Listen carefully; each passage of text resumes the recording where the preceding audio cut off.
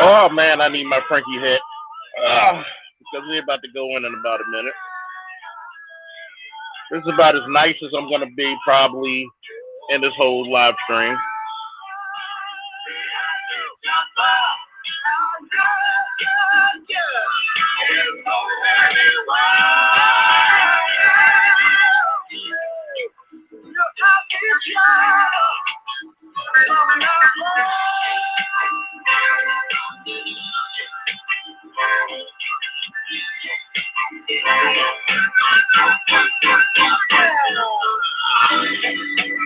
Now, let us go in, because I had to hit my Frankie fix before I go in.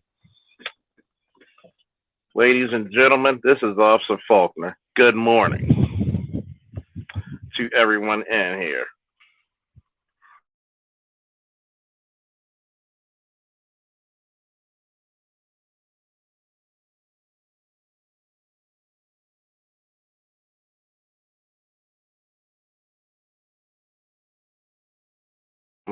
I'm going to tell you something real nice, folks. And this has been burning. And shout out to Namer for giving me the idea yesterday. Because I come to realize the only reason that Kevin's getting all this vitriol and hate is because he's a black man telling the truth. If he was any other race of man, he would be under consideration, as shout out to my boy Sean said it best. He would be Bill Burr. He would be Bill Burr.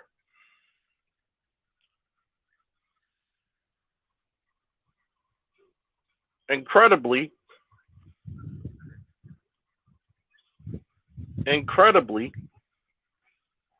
I'll say it again.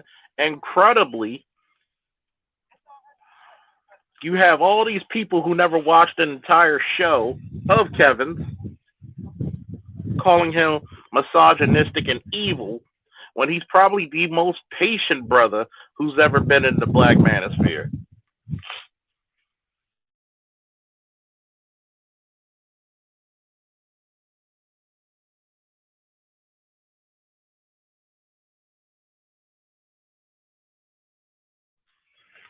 Obviously so.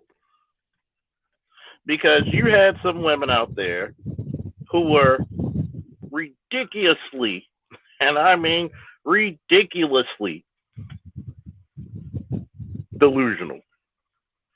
And he took the time to actually speak to them and let them know that they were delusional.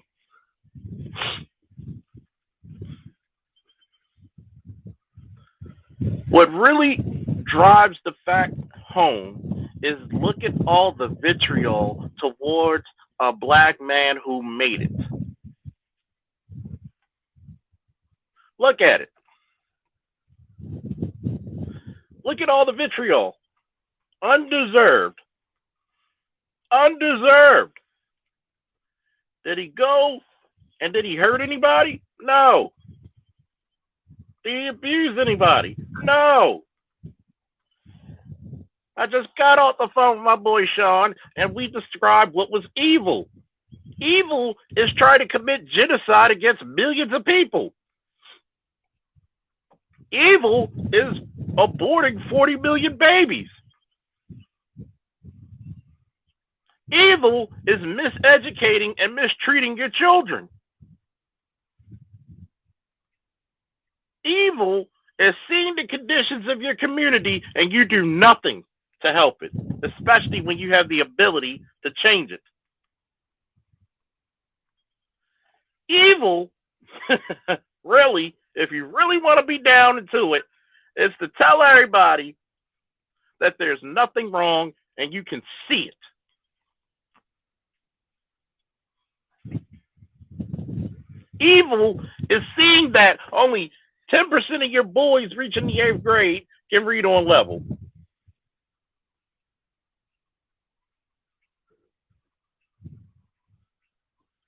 Evil,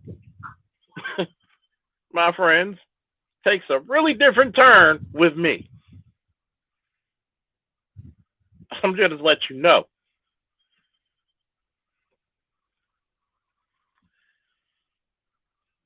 You cannot keep calling this shit evil.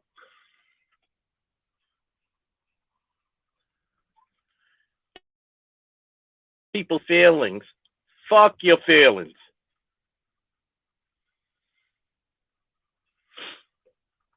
Fuck your feelings.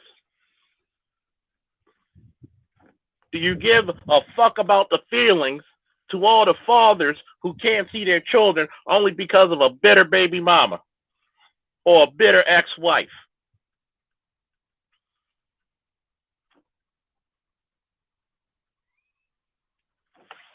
But we got the audacity to say he was misogynistic and evil.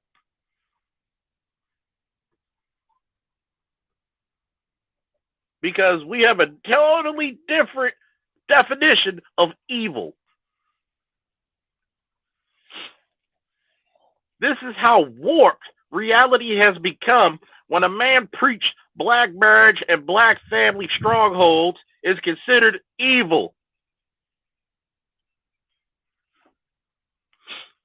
You don't call that preacher man who's cheating on his wife or touching little boys evil. You'll willingly give your money to him.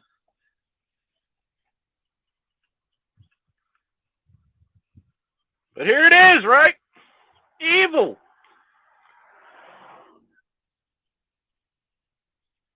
Evil, right?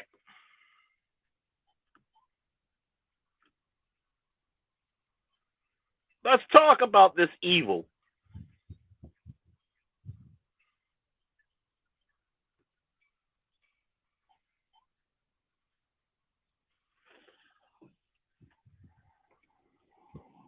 I swear to God, man, trying to help your own people is a thankless job. And the men and women who do it historically get no love.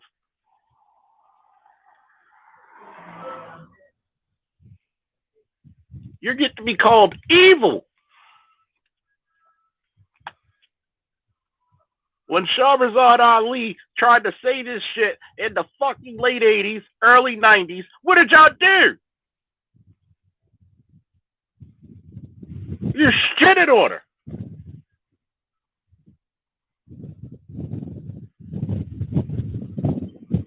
You're mad because somebody pointed out reality and said your shit stinks like everybody else, if not worse.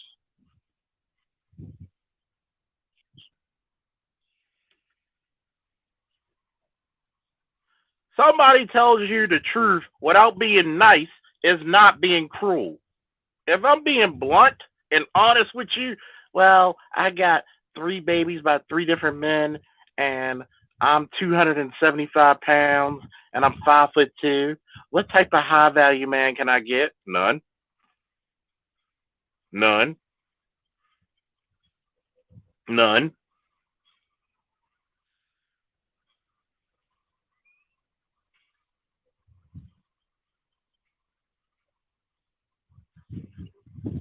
You get mad. You get mad about somebody telling you the truth. But I had to say this. What if Kevin Samuels was white? Then you wouldn't be mad. I theorize that if Kevin Samuels was white, those detractors would actually done everything he said.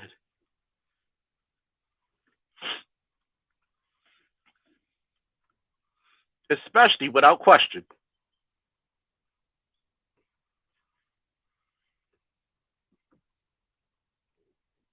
Those detractors would have said, you know what, we got to get ourselves right. And think about it. Every time you get one of these divestors who want to go to the other side, and we don't care if you do, just to let you know, we don't care if you date any other type of man. Hell, some of you will help you pack.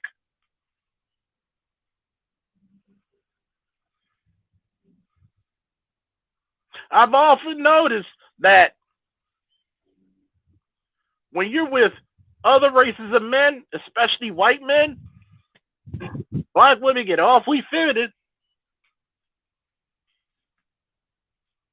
You get into natural hairstyles all of a sudden. You're talking like valley girls, a lot of you. So I damn sure know that if Kevin Samuels was white and tried to give you the keys to the kingdom to marriage, you'd be all ears with no complaints. I can prove it. Tom Likas been saying the same goddamn thing for more than a decade and a half.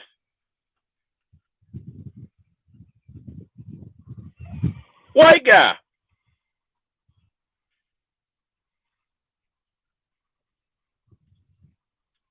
Did black women come for his neck? No.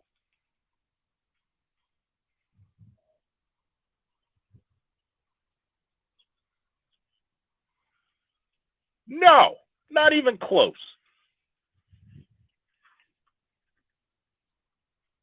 Said even worse shit than Kevin.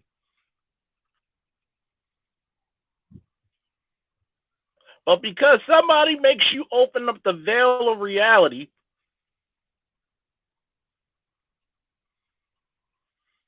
they are your enemy. And I like to quote Mike Tyson for this one. Everybody, everybody who's for you is not your friend, and everybody who's against you is not your enemy.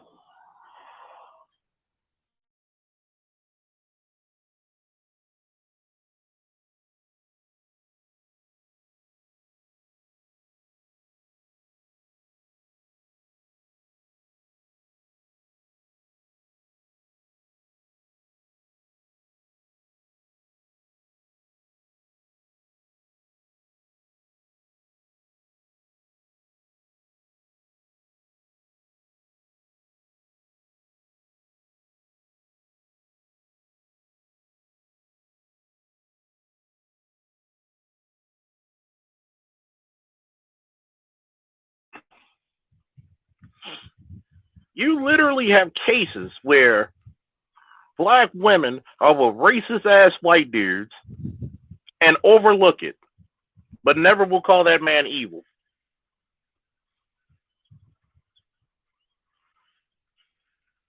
Think about it. He will say the word nigga, have swastikas everywhere, pretty much in the Klan and everything, and she will overlook that shit.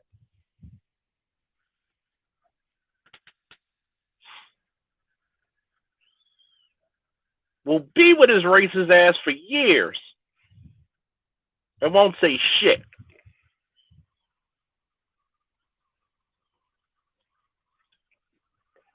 But a man tells you that you got to be worthy to get a high value man, he's your enemy.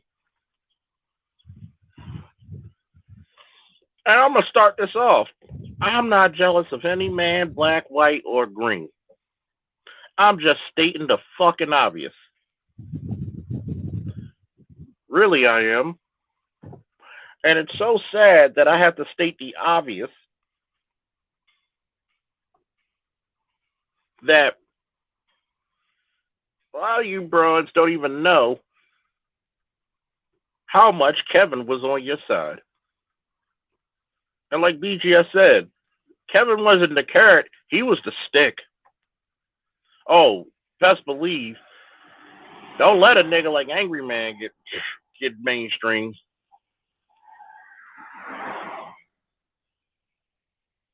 Don't let a nigga like the Grinch get mainstream. He's coming for y'all heads. Don't let a dude like myself become mainstream. O'Shea, Obsidian, Dr. T, Green Gorilla, Dr. Neil.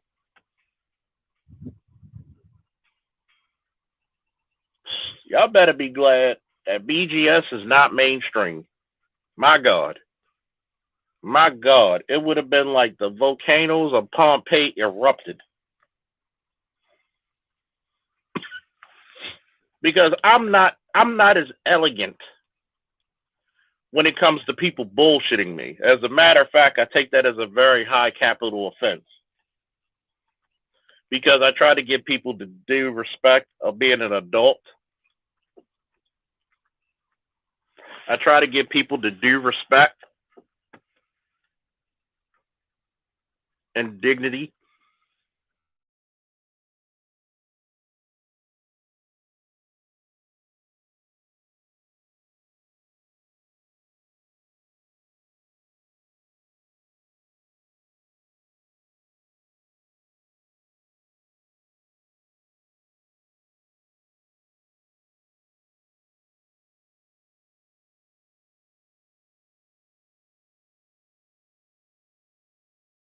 Doubt like they're adults.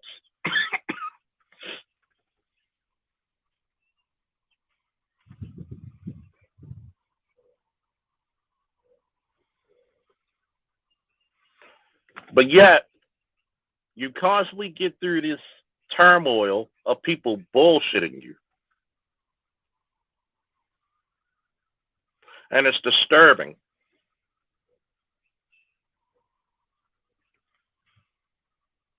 How many years ago was it? What's that DJ's name? DJ Kid or whatever the fuck it was? Where he slept with 600 black women. And it was known around town that he was HIV positive. But Kevin Samuels is dangerous, right?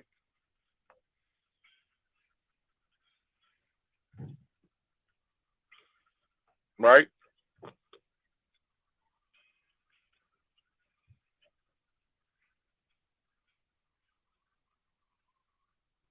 And these are women who weren't getting a top tier white guy. They were getting a slummy, down in the dumps white dude who DJ'd.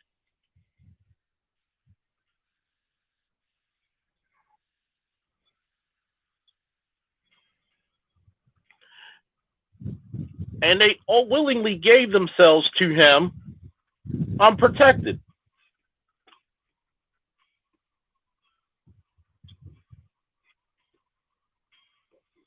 Oh, yeah, Jason Pulp. Thank you.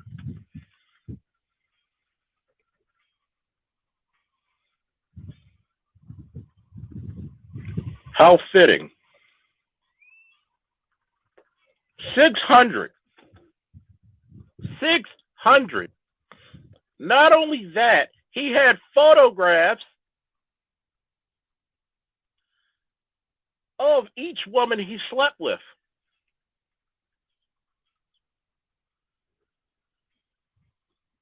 And he said sometimes two at a time. Sometimes mother and daughters.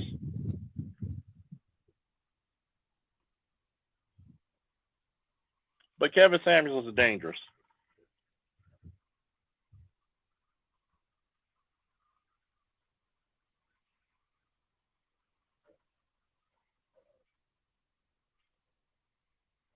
Of course he bragged about it, Namer. Completely about it.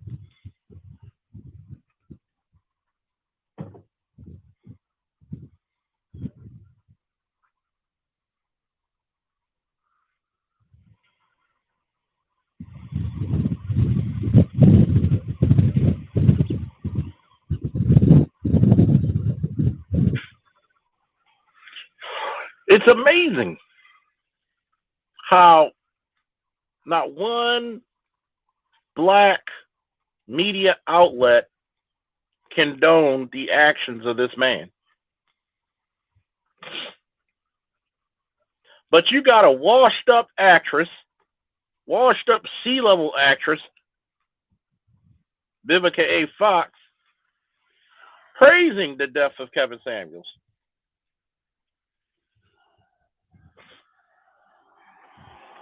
And the only thing he's guilty of is telling the truth. But if he was white, black women will wear fucking black cloaks over their face for 6 months to a year mourning that man's death.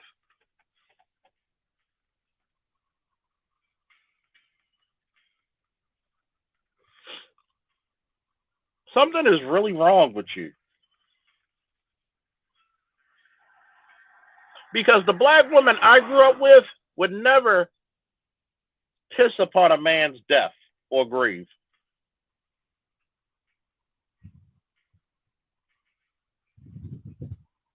These last 4 generations of women, last 3, 2, 1, whatever, are piss poor. Is it all? No.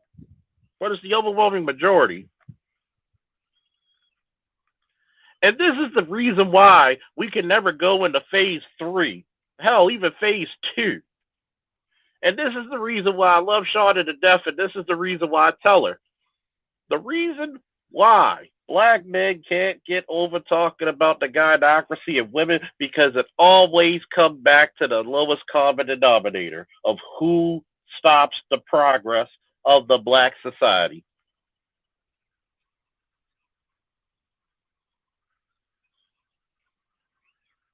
I love Shawna to death, but this is the reason why she acts, and I tell her this is the reason why we revert back to that, because every time we get progress, we got to say who's stopping it.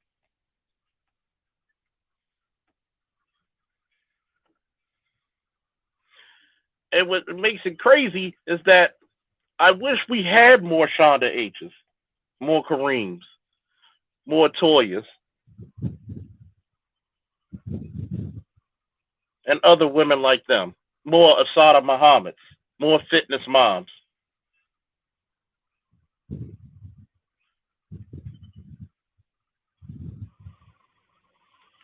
You know, women, when they converse with each other, actually take the time to be introspective.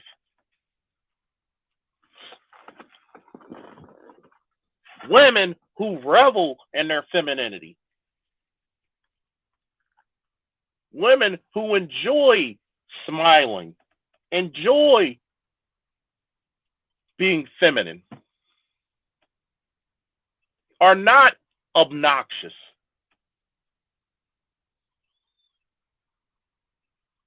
take care of their bodies, take care of their children, take care of their men.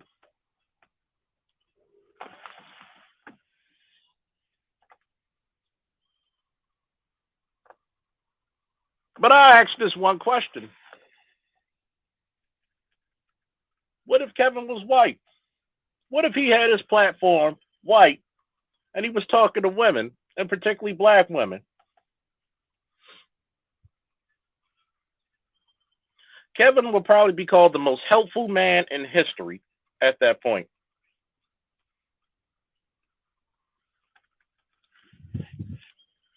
Kevin would be pedestalized like a deity.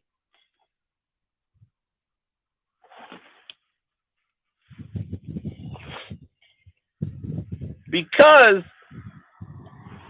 of that secret, low key worship of that skin type.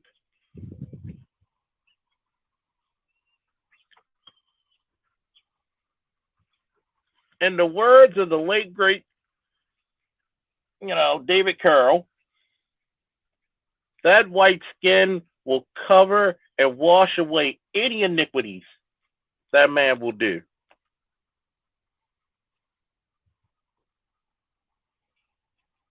He cheats on you? Oh, never mind. He's a good man. He beats you? Don't hurt him, police.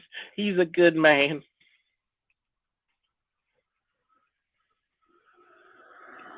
Did beat dad? Oh, he's a good father. He just needs some time to himself. There's always an excuse. But for black men, no quarters given, no quarters earned.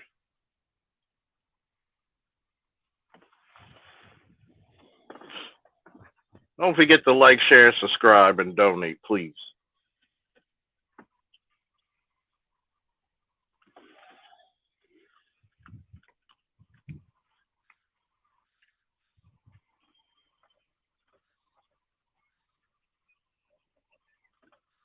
What makes it even more funny, comical, if you will, is that when given the options of being with your men, your so called men, by the way, you took the government's handout. You were never loyal. You were never thoughtful. You don't care. See, it's a damn shame when black men give a fuck about strong families more than you. You broke up your families. You left the man. Well, he wasn't a good father. Then why did you sleep with him? Why did you give him a baby? Everything you've done, you could have prevented, but you didn't. And you refused to take responsibility in your actions.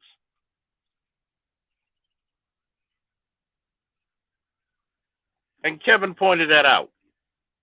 But once again, if he was a white guy doing it, you would say nothing. Not a damn thing. You would sit there like good little Sunday school girls and take it.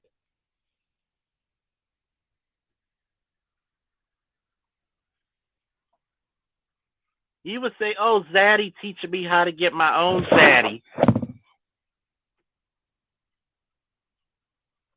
Disgusting.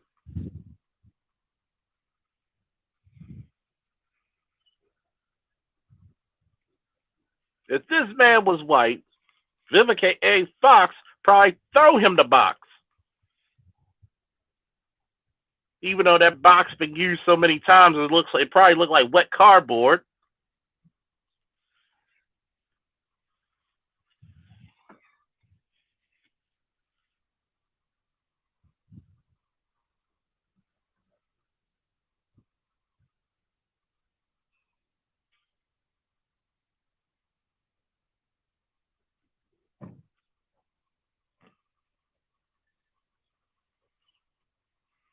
Of course they chose them.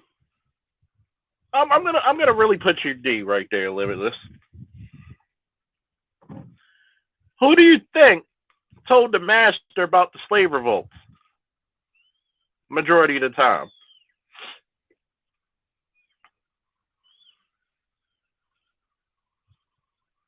Who do you think was getting the better treatment during the slave quarters? Who do you think was allowed to conduct business and to speak openly with massa?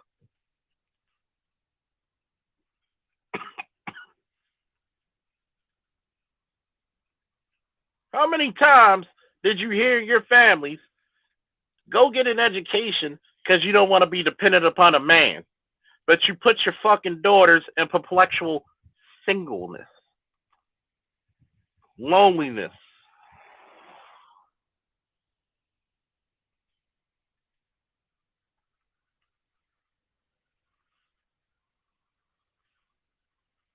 You know what's fucked up about that statement? It's absolutely true. R. Kelly gets more love than Kevin Samuels, especially when it comes to the black women. You can't talk about black improvement shit and honesty without hatred.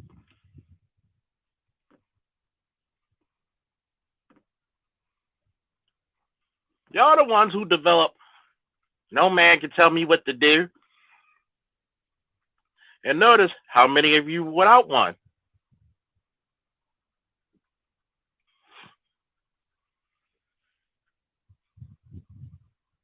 Notice how many of you have dysfunctional homes.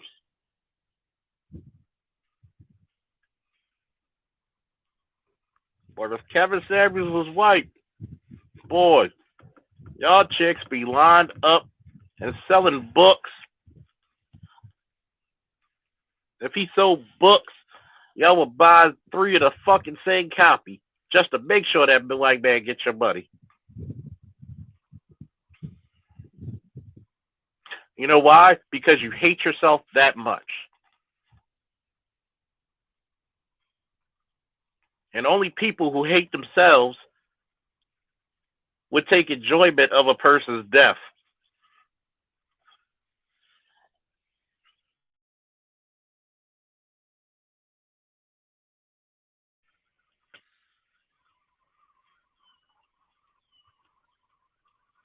You're right. Kevin did make them feel bad about their decisions.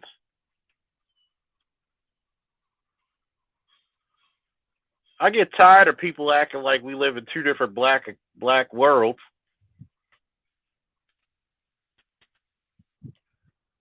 And I know somewhere, somehow, there's gonna be some simp nigga saying, "Well, also thought that, well, weren't you sleeping with these same black women?" Yep. You jealous because you couldn't? The end. Boys do what they can, men do what they want.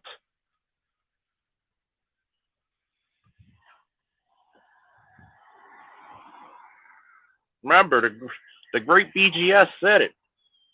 Men love sluts. We just don't want to marry them.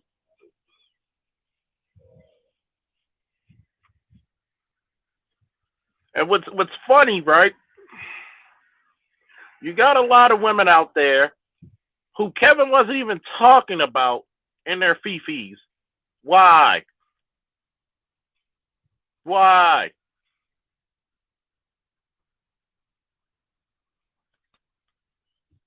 If you're engaged and married, what the hell are you getting mad at Kevin for? Because he encouraged it.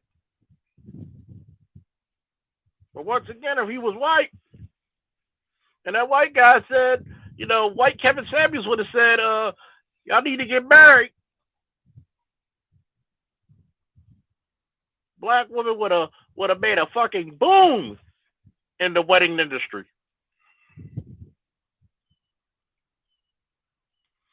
If Kevin Samuels was white and said, y'all need to get married, you would see a 75 to 80% increase in marriage in the first year and a half.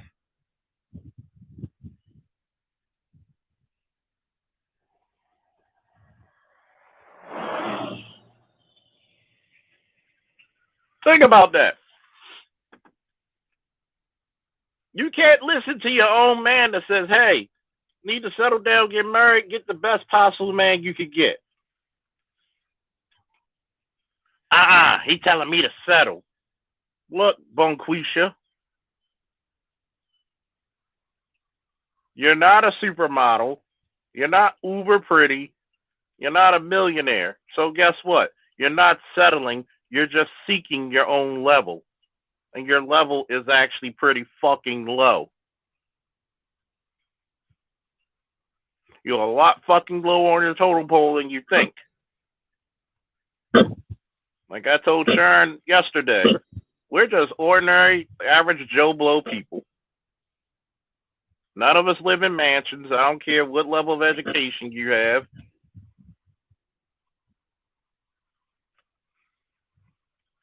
We're just ordinary people. I have no problem with ordinary people getting ordinary mates.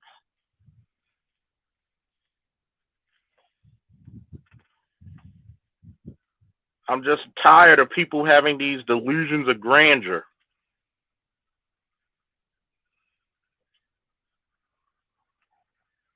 Delusions of grandeur are built on monuments of nothingness.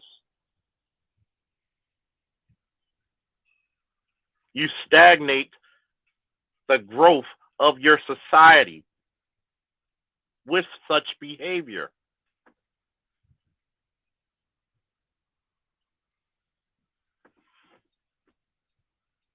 What really gets fucked up is the fact that you have several families out there that are broken up not because of abuse, not because of poor treatment, only because you think you could do better than that damn man.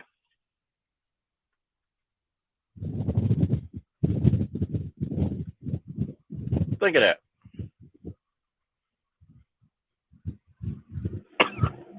Think of that.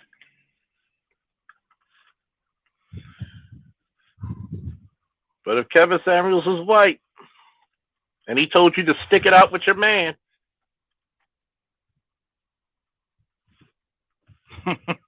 y'all wouldn't be upset. It'd be stand by your man.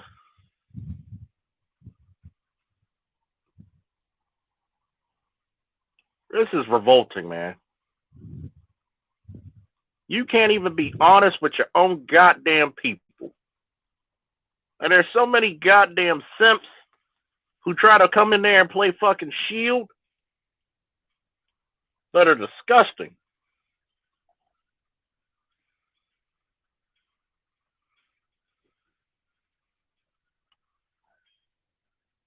And for all you simp enforcers,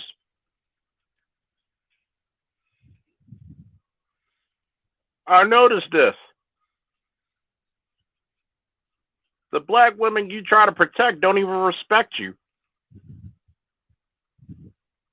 You coming up in there when she's complaining about Dirty Dick Rodney, the only thing she gives you is a hearty handshake while she's bent over backwards, literally and figuratively, for that Dirty Dick Rodney.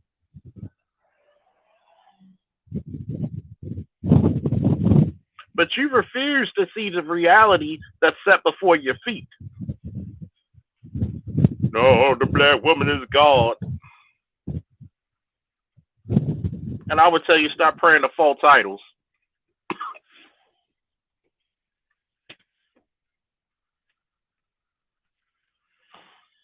I'm going to tell you, stop praying to false idols.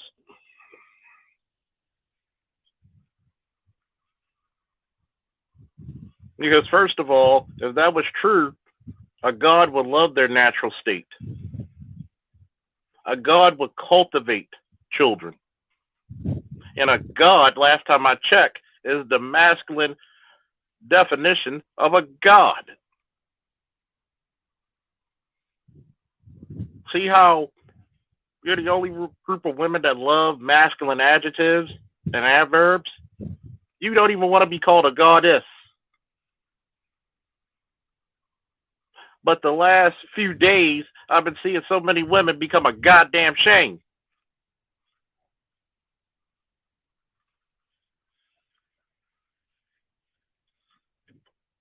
But we ain't say shit about bell hooks.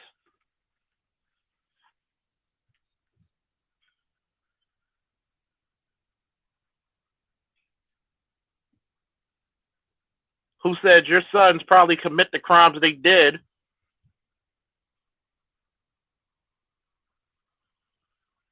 You don't say shit about the feminists of the goddamn society because you agree with them.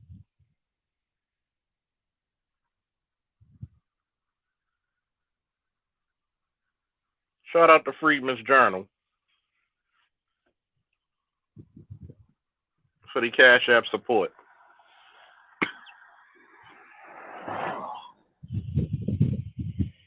If Kevin Samuels was white,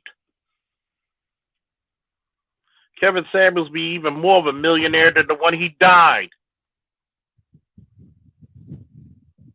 And let's get this one thing straight, right? Because I'm hearing a lot of fucking lies and the detractors. And we're going to put the fucking truth out there.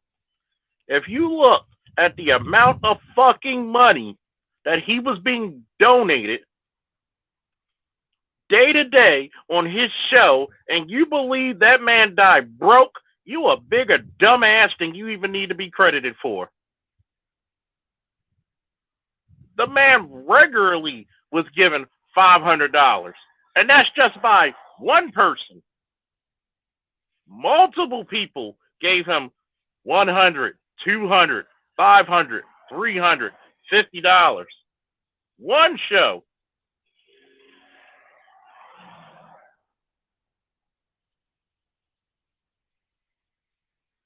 Shout out to Always Faithful F Holiday for the Cash App.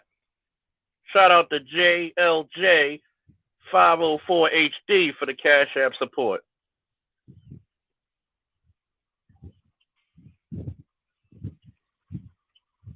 Because we can take any fucking video of the last 2 years and know goddamn well that that man was caked up. But if Kevin Samuels was white, there would be no challenge to his wealth. There would be no challenge to his income because it would already be implied.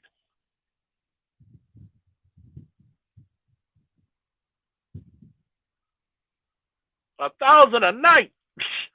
If he made $1,000 a night, that was a fucked up night.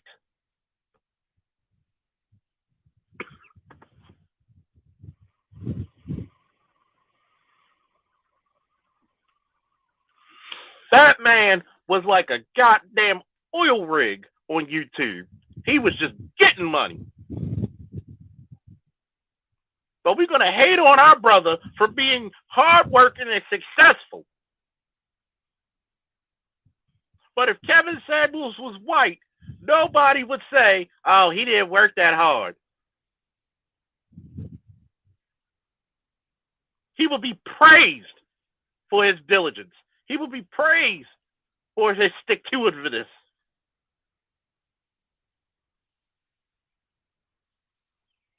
But you got black people who want to make up bullshit about your own.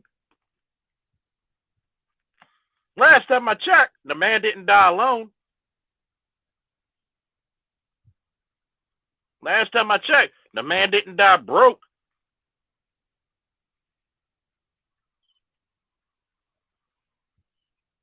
Think about it. You get 1 million subscribers. Do you know what the fucking AdSense from 1 million subscribers is like per month? Really? He was what?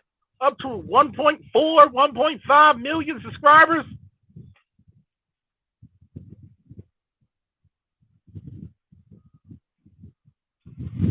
He was literally a YouTube god. How many commercials, if you don't have YouTube Premium, do you think they put on his shows?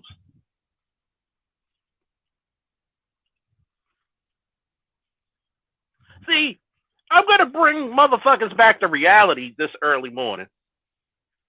Well, soon to be late morning. And we're gonna point out some really fucked up shit that y'all do to your own brother that you would have never done to a white man. Because let's face it, if you would have seen a white man in the same suit, and I'm gonna just say this, ain't nobody wearing a suit like a brother. Woo! That man was clean, like a fucking bill of health, like a car that was detailed. He was clean. Nope, not dropping a link yet.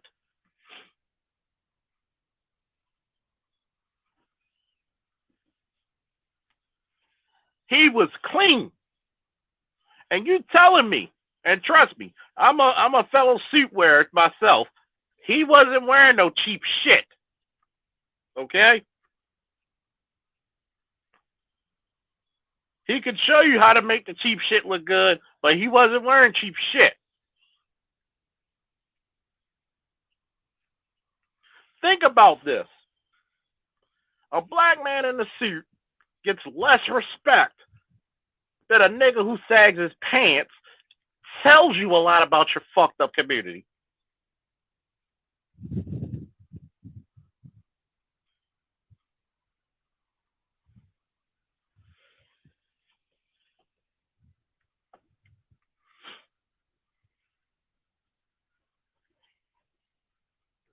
See, if he was a white guy wearing a suit, he would automatically get the respect of the room. He wouldn't have to prove his wealth or his intellect.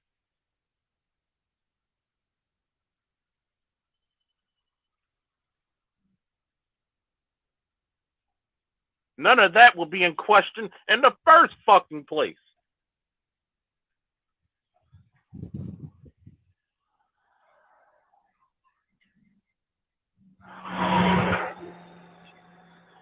And you're going to sit here night after night. You see him on, and you really think that man died broke?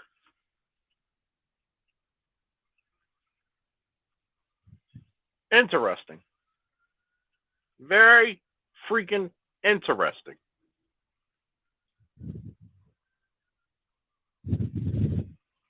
But if Kevin was white, it would just be assumed that he's rich.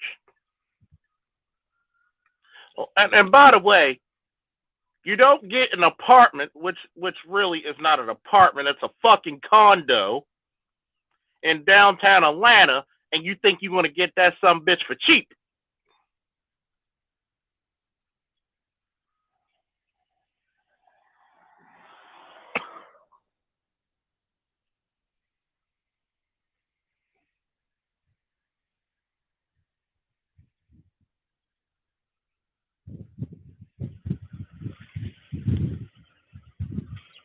See, a lot of us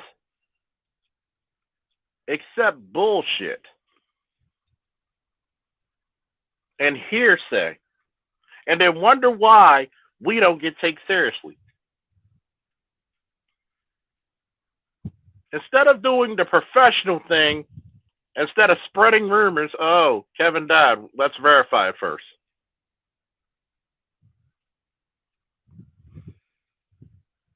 We're gonna spread rumors. Oh, he was with a tranny. Oh, he was with a prostitute. He was in a bummy apartment. Lies on top of lies on top of lies. This is how disrespectful the fucking black community is, and I'm gonna say it. Do you think if Kevin Samuels was white, his mother would have heard about his passing through social media or not? How fucked up is that?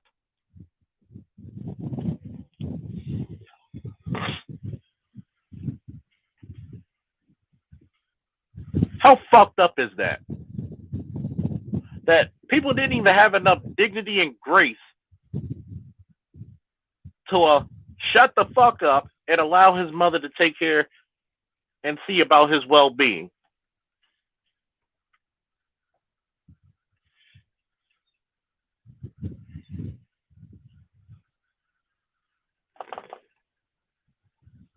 Yep. If you're successful, if you're dressed nice, nobody thinks you're a real Negro.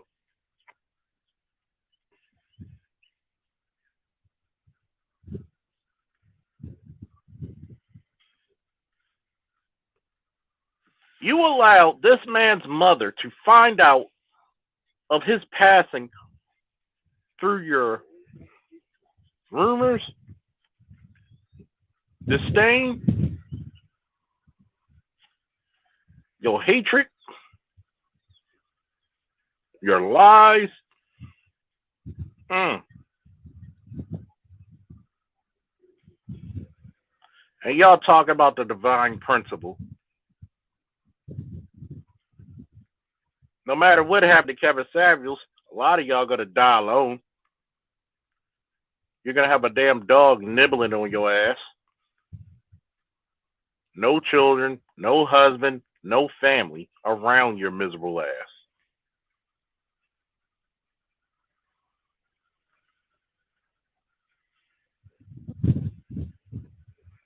Shout out to Southern Hot Raw. In the black community, unfortunately, you're only accepted and praised if you're white, non-black, or a rogue or renegade black man. Facts. Only reason I'm not doing my little video clips because there's some serious shit we talking about right now. There's some very serious shit. I noticed I went down 20 fucking viewers.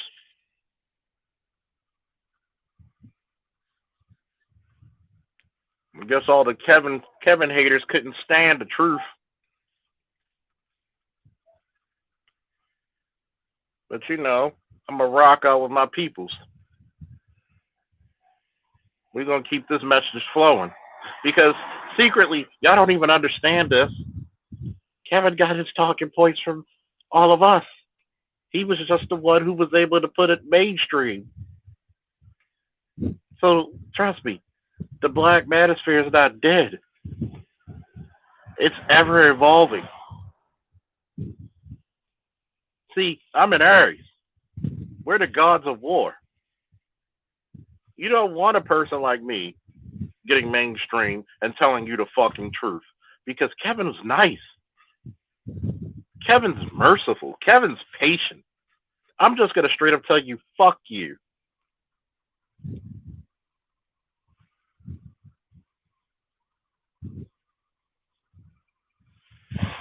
See, you don't want an Aries getting mainstream and saying the same black male rights, red pill talking points. Because he will light a fire that is so intense that you would think it was damn near volcanic.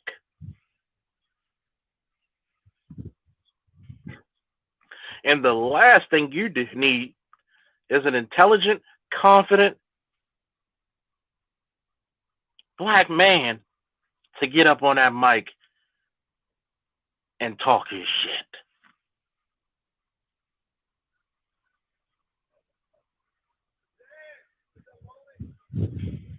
You don't want that.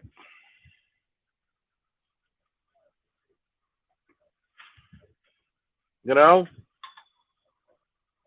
I had to go to the forge. The same forge where I invented Thoughtbreaker. And I had to invent a new sword called the Strag Stopper.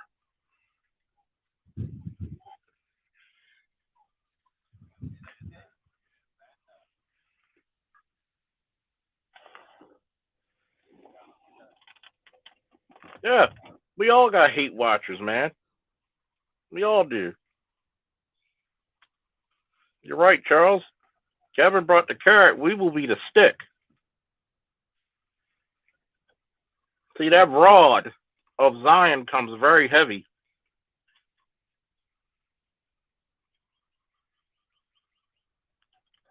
That rod is not going to be nice.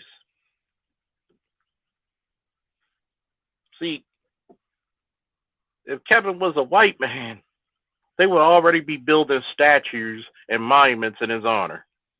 The second his death was confirmed, they will be starting that build right there. They would actually donate money and physically mold that bronze statue by hand in his honor if he was white. Matter of fact, they'll put a bronze, silver, and a gold one. If he was white, they would be so shameful that they would dance around his golden statue that Moses himself would have to throw down the commandments.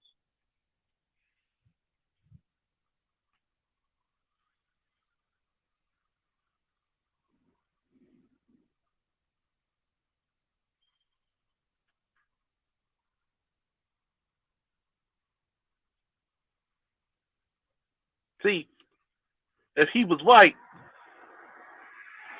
there would have been no question of his sexuality.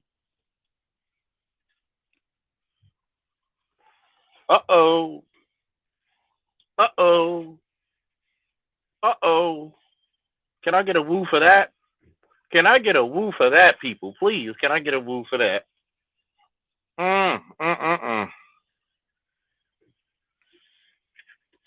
We're going to have some church today, folks. A good old-fashioned Baptist revival in a 90-degree, humid-ass heat revival. If Kevin was white, there would have been no question of sexuality. Uh-oh.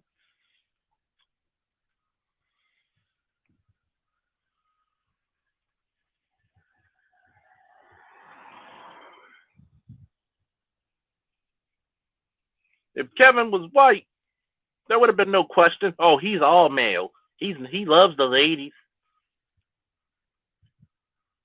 Even though statistically by FBI standards, 75% of the sexual assaults on children are by white men.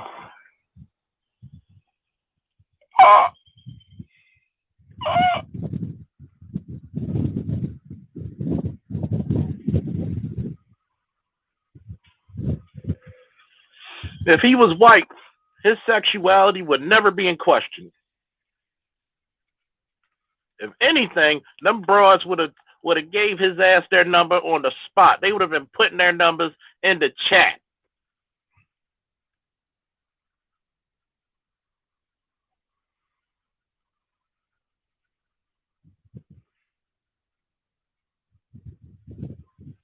If he was white, he probably could have got away with calling you a nigga to your face and you would have took it.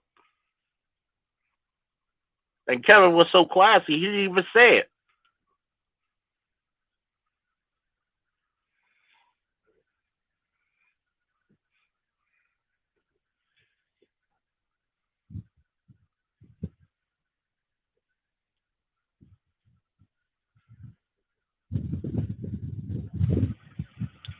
Incredibly, we still have enough people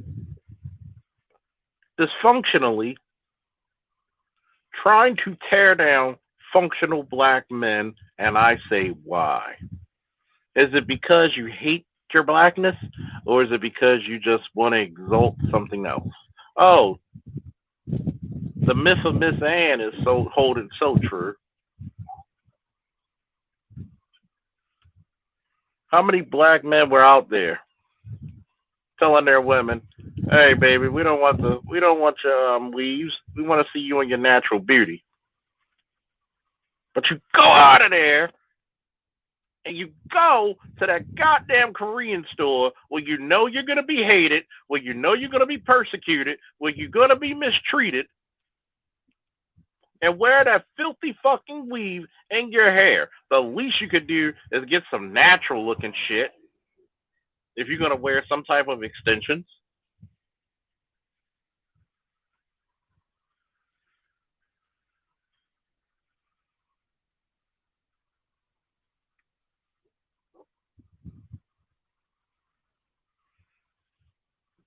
Here's the crazy part. I'm gonna go back to this real quick. You're right. The non-white women were flirting like hell with Kevin. But see, we're so fucking ass backwards that a well-dressed man who looks like fucking James Bond is considered gay because he's neat and clean.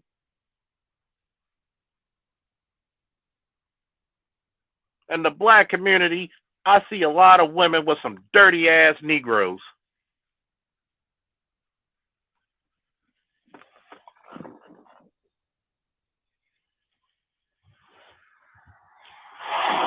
Niggas smell like an outhouse that threw up in a porta potty, and they love them.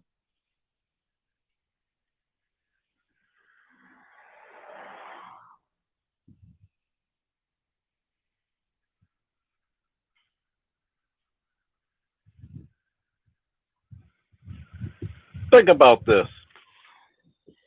The only damn community where people will look at you strange for wearing slacks and shoes.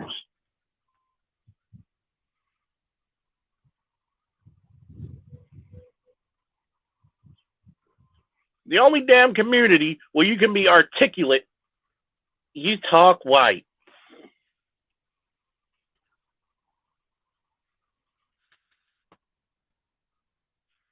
Some people just want to hold on to their niggerish ways, man. Only damn community. If you're particular about what you wear and how it fits on you, oh, you're gay. And by the way, I do have to say this.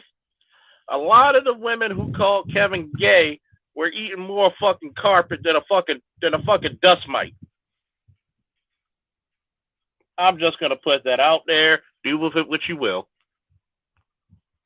A lot of you chicks calling Kevin gay, last time I checked, y'all be in them lesbian bars real heavy. I'm not gay. Yeah, but chick, you be vacuum cleaning that fucking carpet, don't you, bitch?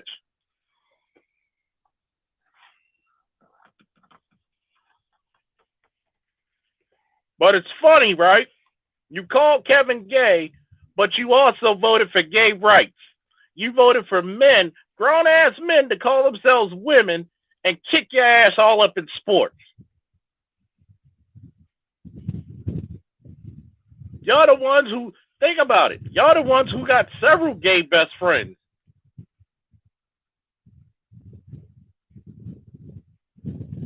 If Kevin was truly gay, y'all should have felt at home.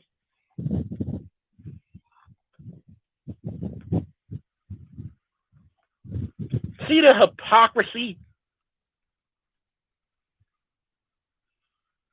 See the contradiction?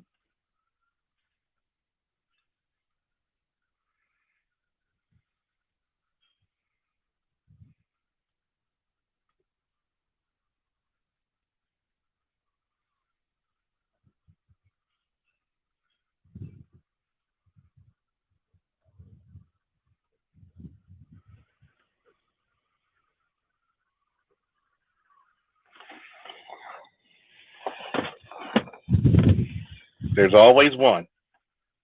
You know what? I'm gonna come up with a catchphrase. There's always one.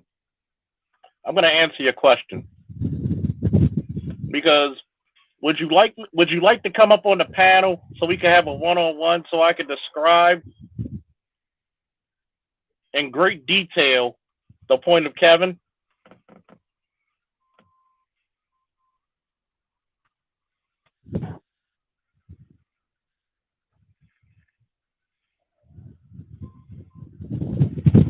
See, I'm going to explain something to you. Nobody's trying to be the poor fucking righteous teacher. Nobody. Any man that puts out any hard work or intellectual property should be compensated for his work accordingly. So, yes, he wanted a better black community. And yes, he did it for the money as well because he should have got paid. And he did. The type of work that Kevin put in, he was getting paid.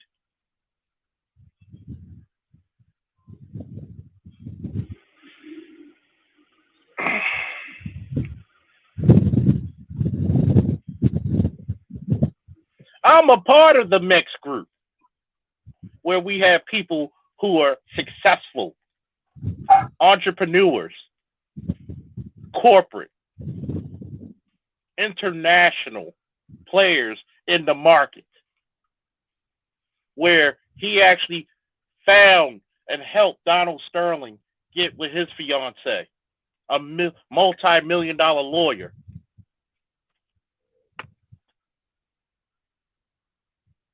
But see, Miss Williams, I want to invite you on the panel so we can have a one-on-one.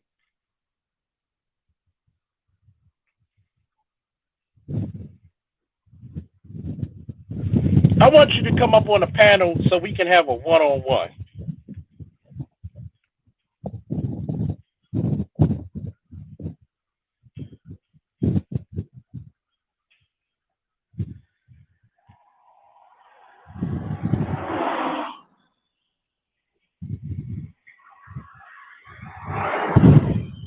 Nobody clicked this but her. You got 3 minutes.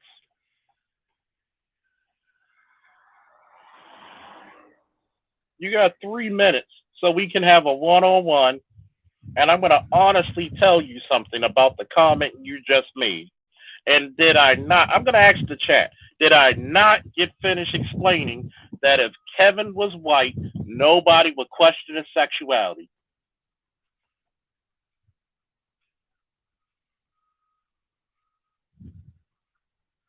You got 3 minutes.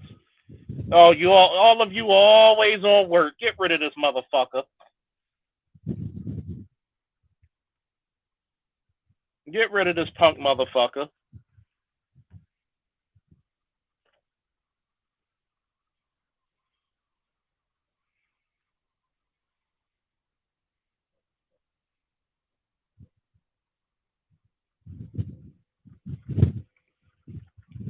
See, that's how you handle trolls.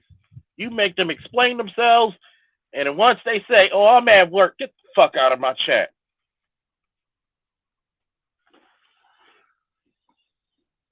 Get the fuck out of and you know what's funny, son, is hot raw? 10 minutes ago, I just got finished saying that shit. And here comes somebody who proves me right. Motherfuckers like you make it really hard for the community to go forward.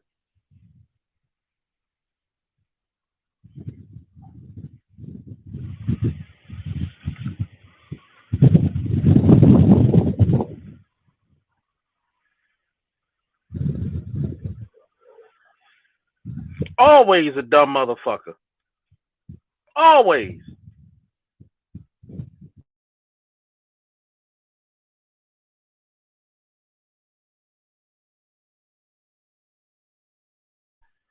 Always. As soon as I said it.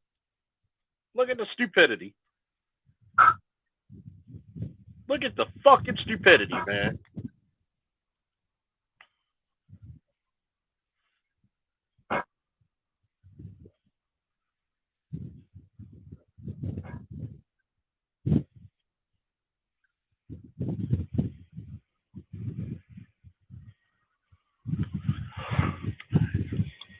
You know what?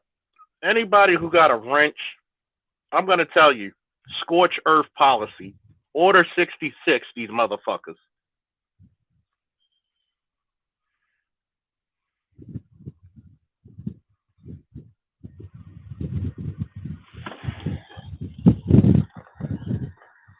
And see, it goes back into that. I've noticed that when it comes to a black man, you question his wealth, you question his sexuality, you question if he was a good husband, boyfriend, father.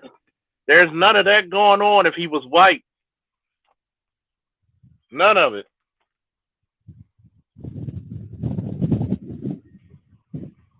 And if he was, did that change the method? Did that change the message? No. And obviously he was not. See, this is what happens when you're not privy to a lot of the behind the scenes work of the black manosphere, as I was. There's a lot of YouTubers, popular, famous YouTubers in the black manosphere that calls me personally, or I could call them personally. And this is for years. Had private conversations about shit y'all don't even know.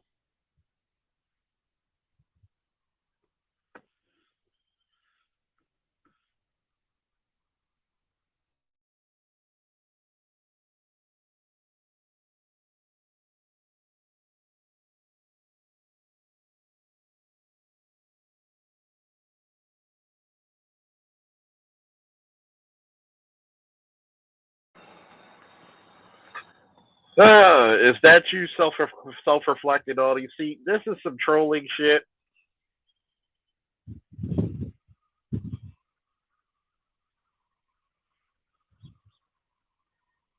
See, these are these dumbass motherfuckers who don't have a job, don't have any money, want to come over here talking shit. Get rid of them.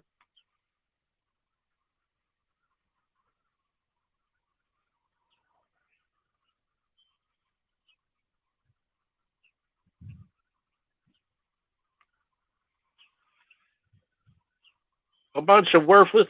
We need to stop calling each other nigga. To stop acting like one. Hey, sun is hot raw. Anybody with a goddamn wrench, order 66. That's all I'm gonna say. Get rid of them. Get rid of them. We don't tolerate and negotiate with terrorists. We don't negotiate with trolls.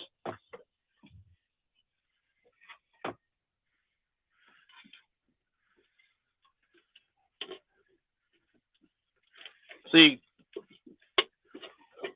a lot of motherfuckers don't want to hear the facts.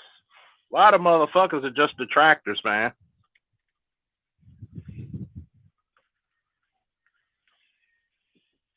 That's all they're here for. Just to be some damn detractors. They come over here trying to start some shit. You ain't stopping a fucking bullet train. You cannot stop the Juggernaut's forward movement. You may slow it down, but he's still moving. And you're not even slowing it down either. See, look at all the hate. I'm gonna put the link in the chat for whoever wants to come up. Because really, I've already spoken for a straight hour telling you, if this man was white, none of this shit would go down.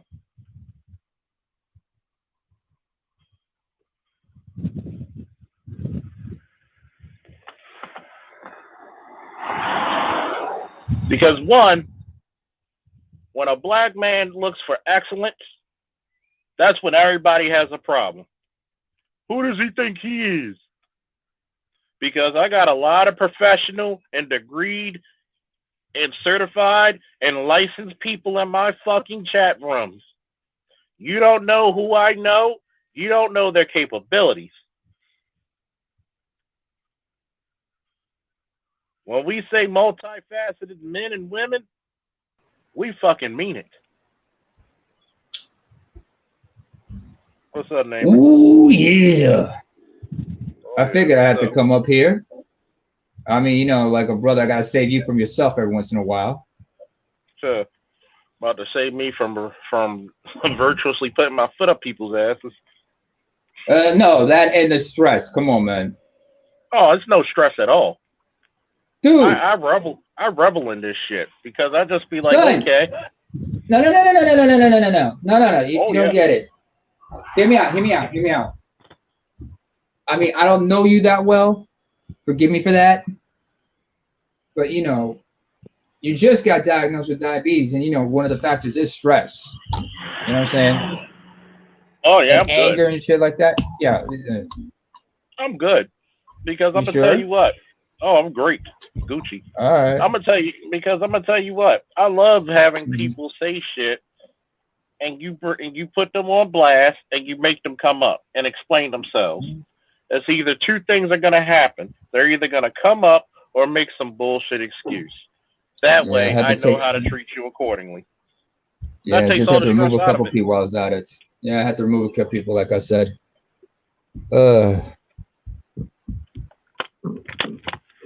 Like I See? said, well, Notice what I said, and I'm gonna say this real quick, and I'm gonna let you go. all right. I put in my comment section, I will not take any Kevin Samuels slander from a bunch of faceless cowards who are overweight, single, obnoxious, and ugly. If you don't have a picture, you don't matter. Unless you're somebody I've been knowing for a minute in these YouTube streets. Like Charles Herb, we know about him. He's been around and he's been a supporter. So we cool with him. But all you other Johnny come lately, fuck you. Go ahead, Ed. Yeah. Yeah, I mean, it's no surprise that, people have been talking about this shit about, spitting on his grave and whatnot. I mean, I even noticed, I came across on my YouTube feed, what's his name, Jason Whitlock. Mm-hmm. I even got onto his channel. I saw he did a part 2. I was tempted to click on it, but I said, you know what, get the fuck away from this, because I know where this is coming from. I don't need that. It's like Nas said, no bad energy, please.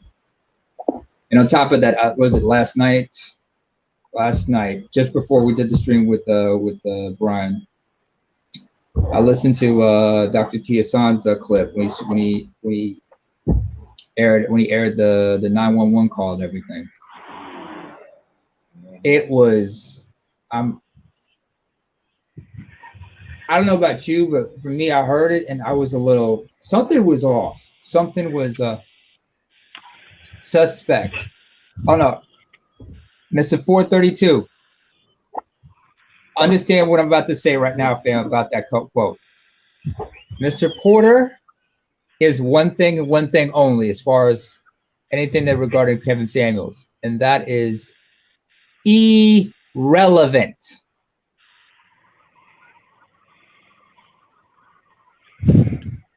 Unless he had something positive to say. Unless it was equivalent. He was saying basically if Billy Porter would be saying the same talking points as Kevin Samuels, there would be no opposition against him. They'll be for him.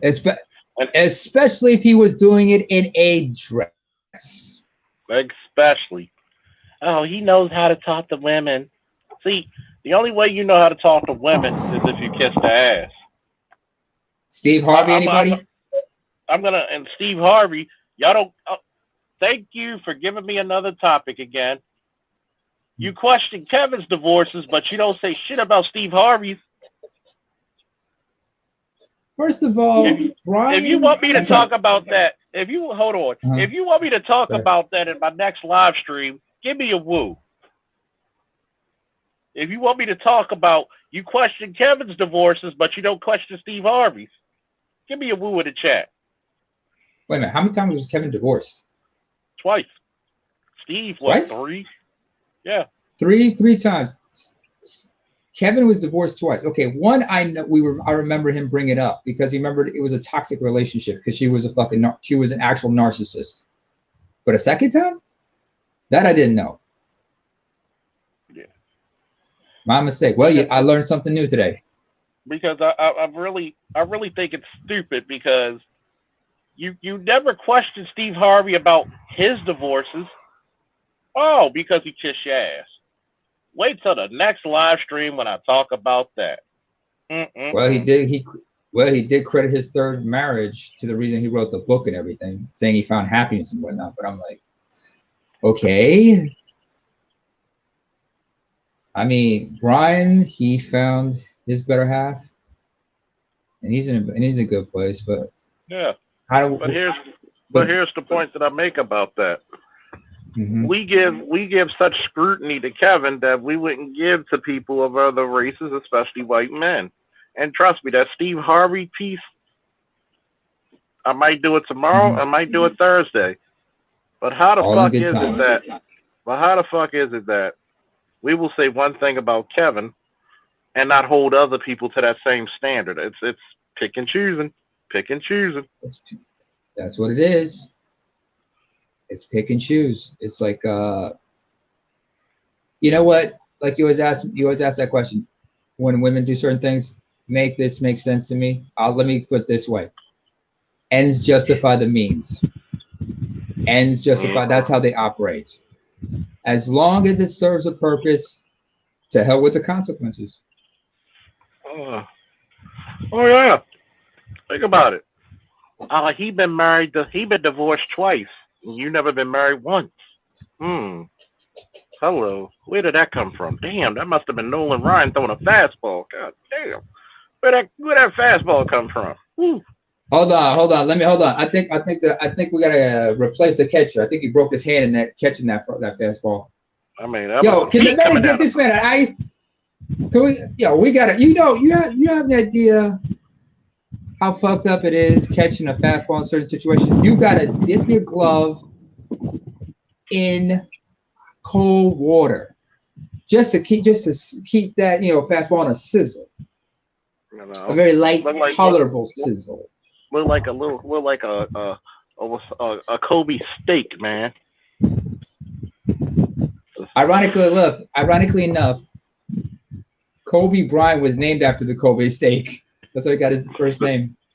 Yeah, some good steak too, by the way. Yeah, I wouldn't know. I mean, I gave up eating meat a long time ago, so yeah, good for me. Good steak, and it's crazy because I know. Yeah, here's the link for anybody else who want to come up. Come on up, fellas. What's up, What's up, Garrett? Tana Bonds, who's this? I know her. Okay. You gotta unmute yourself first. What's up, Garrett? Hello. Hello. Tana Bonds, who's this? Hi, Charles. I know her. You gotta take your YouTube off. You gotta unmute yourself. I am unmuted. Can you hear me? I can hear you now, but you gotta turn your YouTube feed off because you're gonna get an echo. Turn YouTube off. Go to YouTube. Go to YouTube and mute it, and go pause it or whatever, or take. Okay. How about now? Yep, much better. Is it better? Yep, you must be at the shop. How are you today? I'm jipper. Very shocking. Huh? Okay. So let me guess. You working? So what is your topic about today? I told myself I was going. Yeah, I'm working. I'm at work. If Kevin Samuels was white, I still can talk. Huh? If he was white, I don't think nobody would really have nothing to say. And to be honest, I think he actually served his purpose. I don't think he was actually bashing black women. I think he was just basically our shit together so we can find our high value man or get married or do whatever. But everybody's bashing him. He was actually helping. Well, didn't you find your high value man? Of course you did, right? I sure did. I sure did. And see, the problem is this: is that you're not overweight, you're not ugly, you're not obnoxious. So, what more can you, like? It's funny because you ever notice that women who actually have high value man actually agree with them? Mm-hmm. Well, like I was telling Terrell, when I first heard about him, I'm not gonna lie, I was like, oh my God, he's bashing us. He's saying this, he's saying that. But then when I actually listened to some of his episodes, it's basically Kevin Samuels. He would ask a female question and they would say, oh, I'm 5'5" and I'm 200 pounds, or I'm this, I'm that. Like you said, if you're looking for a guy who's high value and you're working at McDonald's or whatever, how you expect to get that? Or even if you and he's working as a or whatever. Build him up. What's wrong with building him up to be a high value man in your eyes? There's nothing wrong with that. See, you know, Tanae, and by the way, me and Tanae actually know each other off YouTube, you know, for everybody who knows that, yeah, we know each other very well. And like when you, Terrell and myself was in the office, right, that time, and I said, what makes a woman high value is the man she has. And the man she helps. And see, a lot of times today, a lot of women don't want to be an asset. A lot of women out there are just deficits. You know what I'm saying? They want to take, but never give. If the man's out there working and he has kids, why not help him with the kids? Why do you think on Charles, Facebook? Isn't that what give and take is about? Oh, yeah. You know, it's funny. It's funny because on my Facebook, I said Happy Mother's Day to all the mothers, biological and step. Yep. There's a lot of women filling out roles for women who were sorry as shit. Let's be truthful. Exactly. There's a lot of sorry ass mothers who other women had to fill in their roles, but we don't talk about that in the black community, do we? We always talk about the men. And see, look at this right now, and look how cruel people are. They talk about, oh, he bashed black women, but there are several black women and a group that he put together with successful men. But we don't talk about that, do we? No. If he was white, like I said, you wouldn't challenge if he was. You wouldn't challenge if he was gay. You wouldn't challenge if he was broke. You wouldn't challenge him for wearing a suit. You just wouldn't. Well, if he was gay, then I don't think this would be a subject or a topic to discuss. I mean, everybody would just fall in line and be okay with the gay community and jump on his bandwagon. So, you know what? That's important you brought that up, actually. The gay community actually didn't like Kevin. In fact, and trust me, I knew Kevin too. Kevin showed me pictures of the women he dates. And we're in the year 2022, where you'll get so much like she just said. You would get, Kevin would have 10 million subscribers, like a much more bigger subscriber base if he said he was gay. Well, you know what, Charles? That's interesting you brought that up, because I remember when he was interviewed on DJ Vlad, when he talked about everybody claiming he's gay and shit, he said, ain't it funny how the LGBT community isn't stepping up defending me, considering people are labeling me gay? Somebody's sleeping on this shit. It's not me. Yeah. And they hated him, right? And they hated him? Yeah. They hated him. They hated his guts. You know. And you think they would come out and say, shut the fuck up, he's not gay, quit associating with us? What the hell's going on here? Because you know what? They pick and choose when calling somebody gay is an insult. Well, but yet you can bash successful black men all you want because people just don't give a fuck. Well, that is the plight of the black man, isn't it? Everything about you can be subject to ridicule.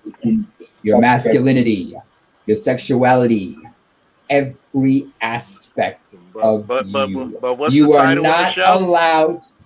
What if Kevin Samuels was white? Would that be allowed? Hell no. Exactly. In fact, yeah, Eddie. What's going on, brother? What's going on? As I was saying, I remember a few years back to a partner down in the DMV, out over in DC area, the the field marshal himself, Ron Wills. He had a video where he asked that question about the denial of a black man's humanity.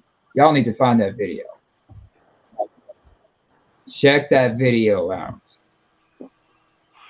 because he asks us that question. I mean, hell, Dr. T, what is that opening statement he has, and he repeats it at the end of the show? Black men are not what, and the third, and the fourth, and fifth, and everything else. Unpaid bodyguards. Walking phalluses, walking wallets, substitute for stepdads. Yep. You know, a black man has value. And see, I've always said this. How your women look at you is how the community is going to go forward. Because why should a man work hard for women who don't appreciate it? I'll wait. Patrice O'Neal right there. Go ahead, Terrell. Say your words.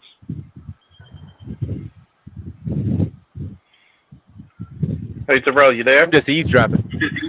Oh, yeah. He said I'm just eavesdropping. Yeah, can you hear me? Yeah.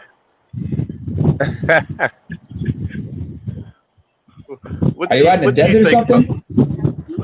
He's driving. Truck driving. So what do you think about the topic if Kevin Samuels was white? What do you think it would do you think he would get the same hate or vitriol? What you think, LC?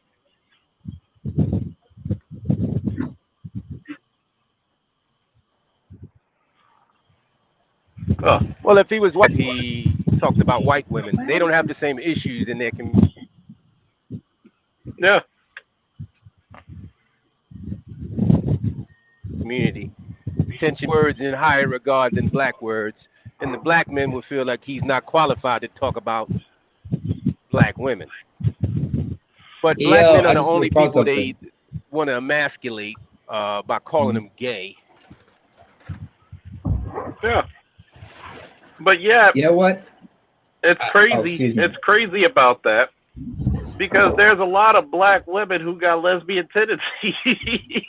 But that's okay. You know, that's socially accepted. Yeah. Yeah. I just realized something. I just remembered something. Didn't a bunch of people try to go after Kevin Samuels after he made that appearance on Fresh and Fit where he checked all those white women?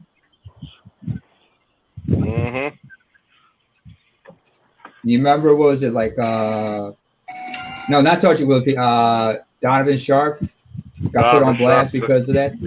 Got put on blast and shit by Rollo Tomasi and everybody because of that shit. Rollo Tomasi and everybody kept trying to shit on him on Donovan because they couldn't touch Kevin because he checked the white girls, and he did it more than once. This was not just a one appearance of Fresh and Fit. He had a second appearance and he did the same thing. He checked them. And Fresh and Fit couldn't do anything. But they had to bring him on the show because they're like, this motherfucker's got something. Yeah, he's a view maker. I mean, you got to think about it. Even after his passing, y'all saw it when I did my salute to Kevin Samuels. I had 600 people in the room. Live viewing. Did you play Taps by any chance? Huh?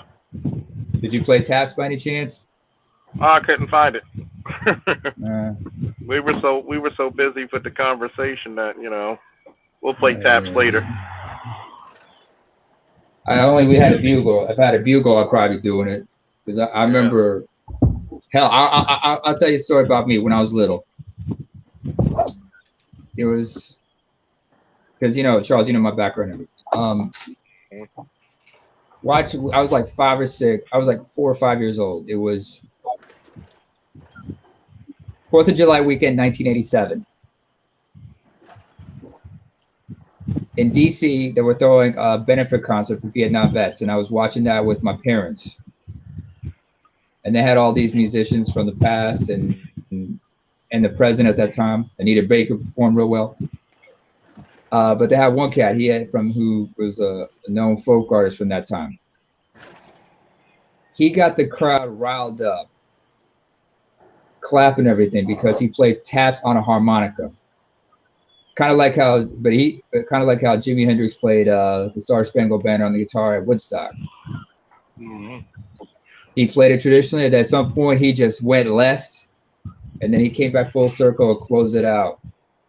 And everybody just gave him, and all the vets just gave him an applause for that because they really appreciate what he did. On a harmonica, folks, think about that. And this was a white boy too. Mm-hmm. And it's crazy because what he did was give due respect. That's one of the missing attributes from the black community is due respect. Mm-hmm. Go ahead.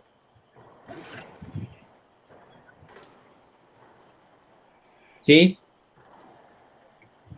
I thought you were saying something. But that's what's missing from the black community is due respect. You know, like Sunday was Mother's Day. Nothing wrong with that. But you couldn't get to a restaurant in Baltimore or any city probably. It was booked in advance.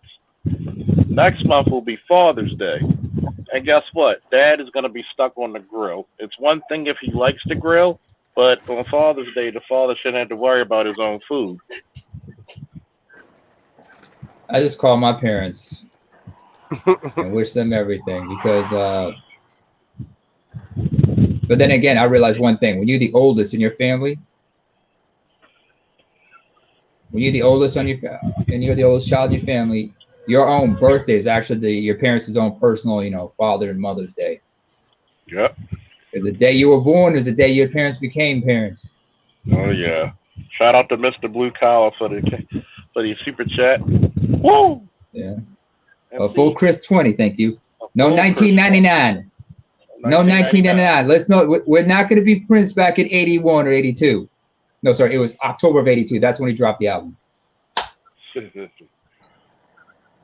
And hey, I was an infant just in time to come out to that shit, Hell, Michael dropped Thriller in November. They must have knew you were coming.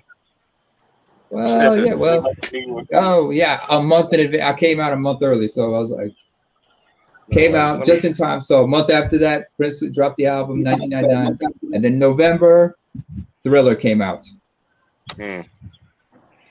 82 was a special. So I was probably moonwalking in my high chair. 82 was a special year, Yes, it was. Yes, it was. 83 even got better. It picked up where 82 left off. Oh yeah. Shouts out to all my 83 brothers. Yes, sir. It's like right now everybody 82 was getting into their 40s. They're smooth 40s, and 83 is following up. Oh man, there's a woman I know. She'll be turning 40 in November. I got a cousin to be turning 40 around that same month as well. So, yeah, I'm sure they have it. Shit, Charles, if I sent you a picture of my cousin, you probably lose your shit about it because although she's like 5'2", she's dark, smiley, but she has a man though.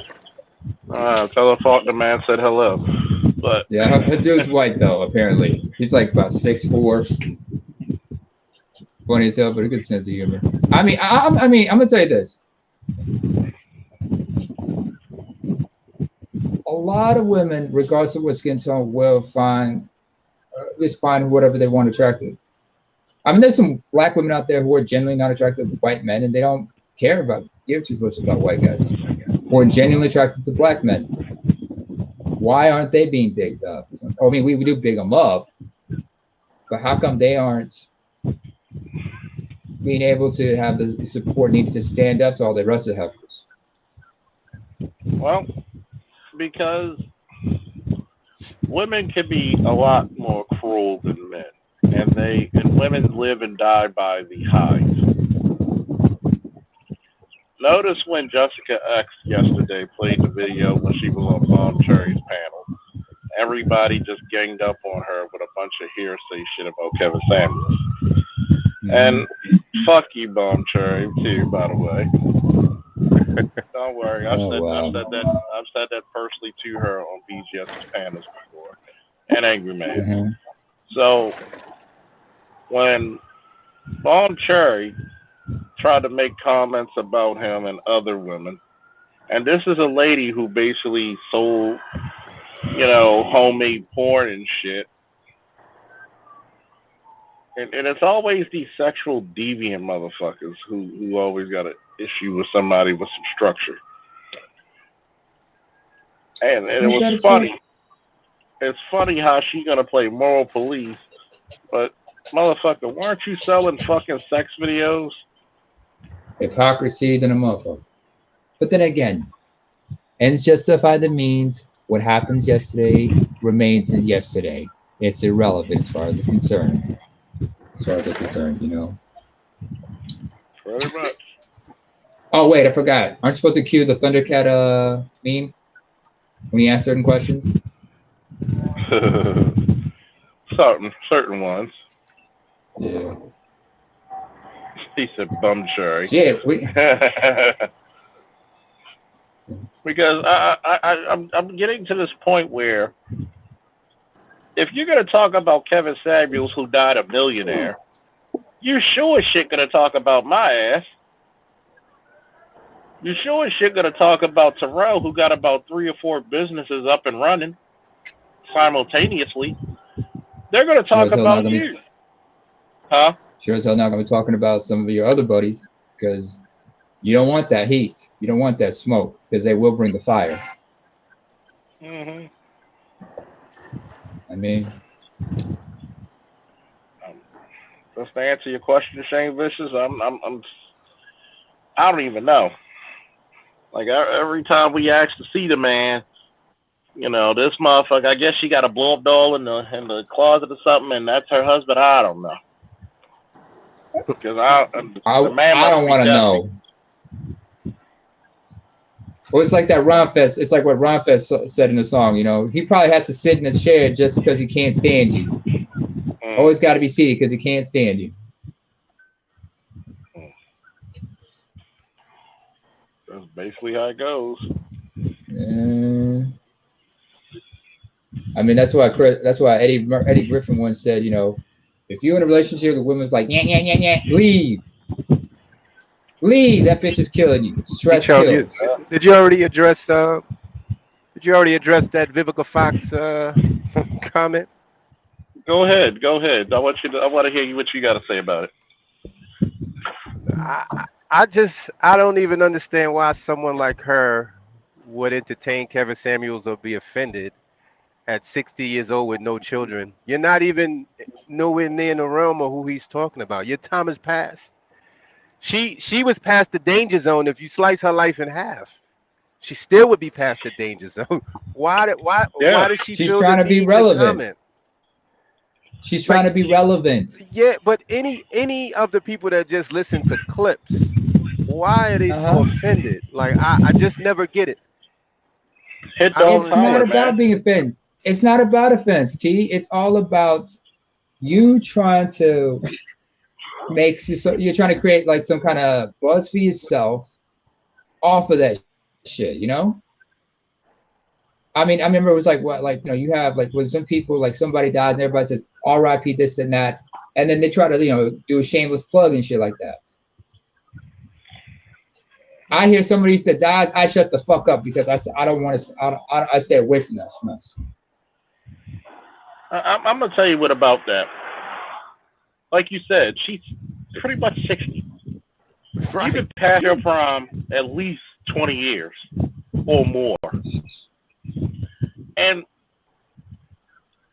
Vivica back in the day was a very beautiful woman, even though she looked melted ice cream now. You see, this is what really. I'm glad you brought that up. This is the shit that gets me, right? You brought that up. This is the shit that gets me. You have extremely beautiful women in their prime who had all the chance, all of the guys, You literally were around millionaire guys who were your coworkers, and you couldn't snatch one of them motherfuckers up. That shows how sorry of a woman you truly are. That She you were could nothing knock but down cannon 50. fodder. She was cannon fodder. She definitely I had mean- access to high value men, but it states a lot, being that she never got one. Exactly. I can admit she was fine as hell back in her Maybe she youth. didn't want to be a hoe. She was a hoe. Can you say that? Can you say that again She for the niggas in the wasn't. back? Oh, she was. Oh, she was out there. She was a She was big a hoe. hoe. At She was 40 a years hoe. old, she's running around with 50 Cent with his baggy ass jeans and his tight wife beaters. And really, she should have been upholding her image because her career was well established at that time. That would have been like Halle Berry dating one of the Yin Yang twins. It didn't even match. She looked like Yeah. a clown, like a clout chasing clown. And here she is back with her melted ice cream face and that big forehead, talking shit about Kevin Samuels, a man who probably was worth more money than she was. But Yeah. because she heard probably second or third hand about a clip that he put out, which was taken out of context, by the way. Say that again. It was what? Probably his clips always get taken out of context because she said Exactly. She said he said 39-year-old women are garbage. He didn't say that. He said what did he say? 35 and up is what did he say, Charles? He didn't say garbage. He said leftovers. Leftovers. They are. I You know don't how think they're that's an leftovers? insult. That's true. You know how they're leftovers? The fact of the matter is, ladies, if you're like 33 and above, actually, I'm just being generous. If you're 35 and above, the idea of you having kids, your first child, no, you are a high-risk pregnancy. 2, even if you were to conceive, your chance of miscarriage, even greater. 3, even if you were to carry that child to term, more than like the chances of you having a baby with birth defects, Down syndrome, and whatnot increases even more. So I don't care how advanced, as neonatal care and what is it, obstetrics is advanced and whatnot. You cannot fight or go against your own biology. Nope. Your eggs have a certain time period. You have a very limited reproductive window. Not only that, society will tell them you're not getting treated the same at 38 years old. Nobody's letting your old ass in the club for free. And that's not really old, but it's old for that type of scenery. You're not getting the same privileges at 22. See, let me ask you a question. You remember Patrice O'Neal? Hell yeah. Okay. If you remember his special Elf in the Room, he had that joke about the difference between 40-year-old cooch and 20-year-old cooch. Uh-huh. What he said, if you remember, is the amount of time. A 20, you can wait all you want. 40, hey, he made it. He made it to the motherland. Jesse made it to the motherland. He's in Accra. Welcome back to Accra, Ghana, brother Jesse. We hope you have a good stay. Oh yeah. Welcome By the back. way, Jesse, don't forget to email me and let me know how to get the what I need to do to get the gun permits in Ghana. So when I do my security bit. And what kind of firepower do they have in the Ghanaian army? I wonder. What kind of weapons do they use? Is it like standard military? No, I mean, what standards is it? Okay. I might do a show about it, but I'm gonna say this, right? I've seen so many women in their prime of their life, from 15 to 30, in the prime of life. You got a 15-year run. I mean, if you're at least a 6, I'll say a 7, on a 7, upgradable 6 to a 7. you will have a Goldberg type run when it comes to the quality of men you get. You will have a run like Goldberg. I mean, you'll have a run like Anderson Silva in his prime, or GSP in his prime. When it comes to women. Yeah,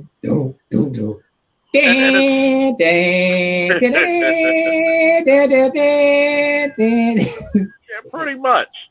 They have Goldberg-like runs. Believe it or not, they used to say that when I wrestled. They actually did. And you have like a Goldberg-like run when it comes to women, when it comes to men. And then 30 hits, you start to teeter off. 35, you don't get the same. And it's funny, right? Women are like pro athletes.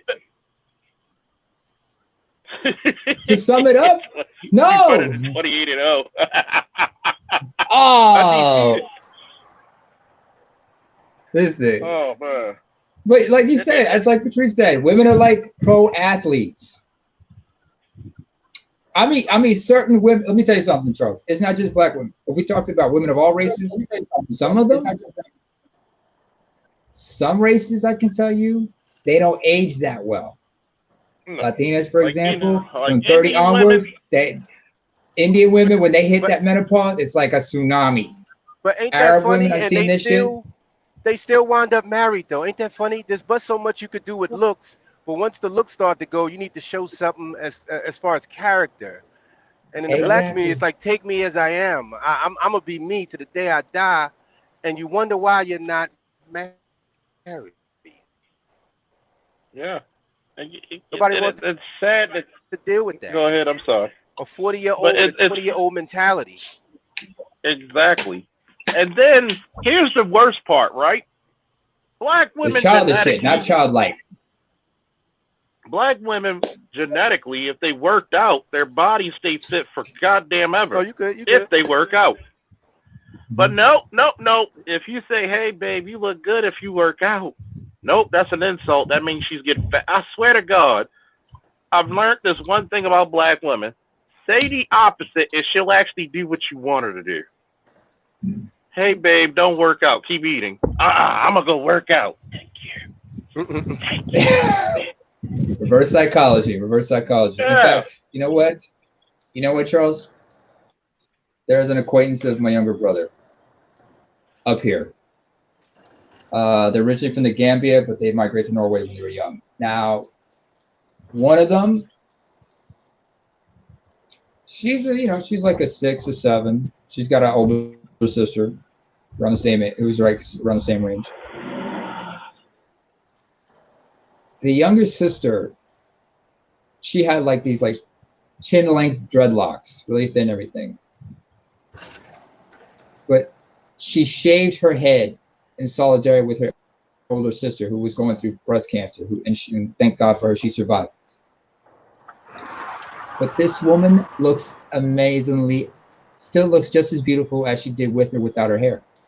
You know, she has her head shaved and everything. She still looks attractive with her sister after recovering from, after overcoming breast cancer, still looks amazing. In fact, they both work out, the gym rats and everything. And they are very athletic. Very athletic. Now they thick, but they're athletic as hell. That's how you like them. That's how you like them. Thick and athletic. Of course, they're like, I don't know, they're kind of like average height for a woman, like a 5'4", 5'5". But that's a healthy weight. They look healthy, happy. They smile a lot. You're gonna take me for who I am. Well, fortunately, these women are African, but West African, Gambian to be exact. But what's the difference? Whatever happened to women saying, I specialize in love, let me work on you,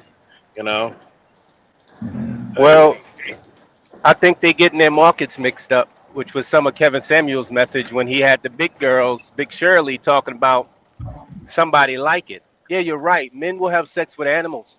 Men will have sex with other men. But there's always a hard dick for different reasons. But if you're in the market for marriage to a man, there's a certain criteria that you have to be. You have to meet them where you're at. If you want a fit man, you better meet him at the gym. If you want a fat man, go to a buffet where you're used to hanging out at. Yeah, you know, Professor. dealing in nobody trying to be with no woman trying to deal in double downs. But go ahead, finish the statement, Terrell. I'm just saying, I always agreed when he stated like you can't ask for what you're not. Yep. Men, we can do that because we can buy our way up. If you're high value, you got a little money in your pocket, man, you can buy one or two women at the same damn time. Hell no, you end up being a mark that way. What you talking about? Yeah, a bum with money is still a bum at the end of the day. He's now a bigger mark. Yeah, that is absolutely. Why do you think a lot of motherfuckers go broke? Yeah, that's actually true, Shane Vicious, because people forget about Caesar Augustus, later known as Octavian. So when he becomes emperor, see, I'm going to say this again for the niggas who don't understand. One, Kevin was not the carrot, he was the apple. He was sweeter. Wasn't he a stick? If anything,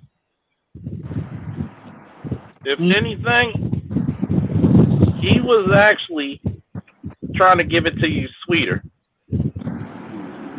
The next wave of content creators when it comes to men's rights and red pill are gonna come like a goddamn hurricane.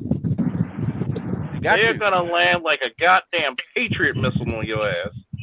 You got to. And do you notice that you can't get a message across on social media or YouTube anymore unless you give it to him raw like he did, or Charleston White? Yep. That guy, man. Oh man, you would hate his guts if you didn't actually listen to what he's saying and listen to the end message, the end part. Yeah. And I like that style because it gets people to listening. And once you get the hate, because more people gonna hate you than love you.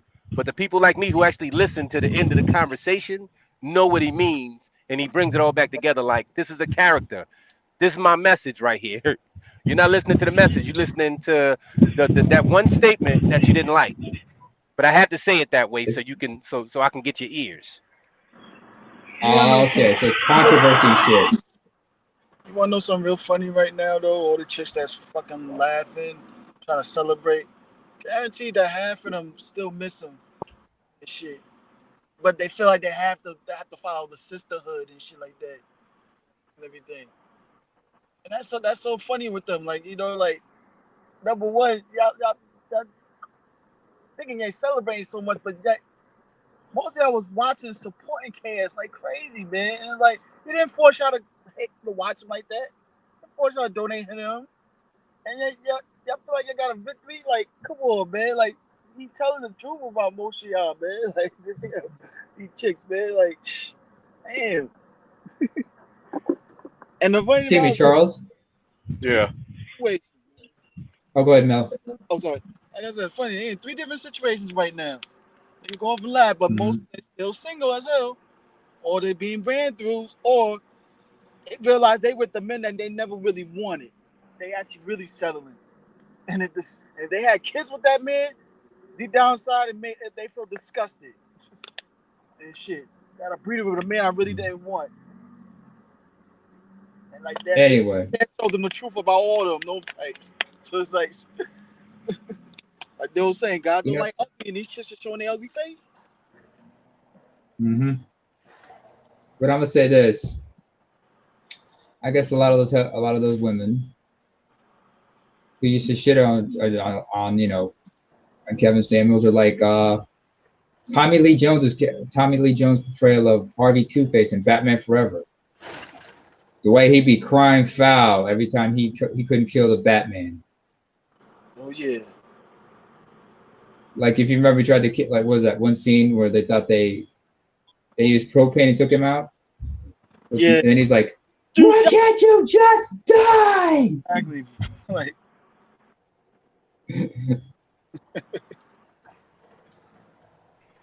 It's funny because one, you got a bunch of sour grapes, and that's what I'm gonna refer to those chicks as sour grapes. yep. You're not sweet. Nobody really wants to pick you. You're just still up there, and then you want to say, "Well, I didn't want that man anyway." Yes, you did. Yes, you did. Like people don't understand this. Kevin was 6'4". That's a tall brother. Mm-hmm. He towers most of the people he meets, especially women. What's the one thing women always cry they want? Tall, dark, handsome. He fit the bill. And, Kevin represented everything they hated about themselves and could not get. If they met Kevin, Kevin would not be on his radar.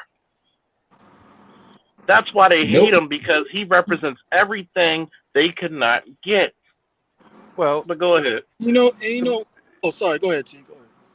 No, I'm just saying, being tall, you get that kind of hate before you even open your mouth. I'm only 6'2". When I enter a room full of women, they already have a snooty attitude because they feel as though, I don't know, like they feel as though I'm stuck up. Because all eyes are on you anyway when you're tall. So for him to be so debonair and the way he dressed and the way he talked, they had lots of reason to hate. Oh yeah, and another big reason behind that also too. When our women always used to a certain type telling them off and everything. Like, they always used to if we from the hood, wearing the casual, rugged tees, baseball cap, street dude. They like used and immune to them telling them off. But see, a man like Kevin Samuels, who was a heterosexual, metrosexual type, very well put together, that fucked them up. And that's what really got them heated. It fucked them up work because all the shit they assumed to this man, and he was a gentleman type. Very, you know what I'm saying? And they can't stand it. They expect the hood dude to do that because they used to that. They immune to it, but dude, his style, his caliber, why did they trying to make fun of his sexuality the way he is? They was pissed like crazy, yeah, because these type of dudes, technically in the street, they won't even look at towards your way, period. They have a certain class about them and shit that you'll never be on that level. Now you talking to them and he ain't taking up with you, like, nah. And that's pissed them off even worse. Charles always said the multifaceted man, yo. Shit. It's usually he was multifaceted than a motherfucker. Exactly. It's usually the opposite type and shit. It's all like, she's used to the dude that she didn't really like, tease him, but then when he finally gets the balls and finally turns her down, oh yeah, she becomes the exorcist. Oh yeah. Linda Blair. Oh yeah.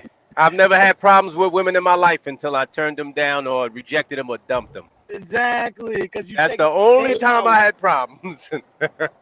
Yeah. Leave Linda Blair out of this, okay? Because she already caused enough shit in Rick James's life, if you remember. You know what I'm saying? Yep. Yeah. They go crazy.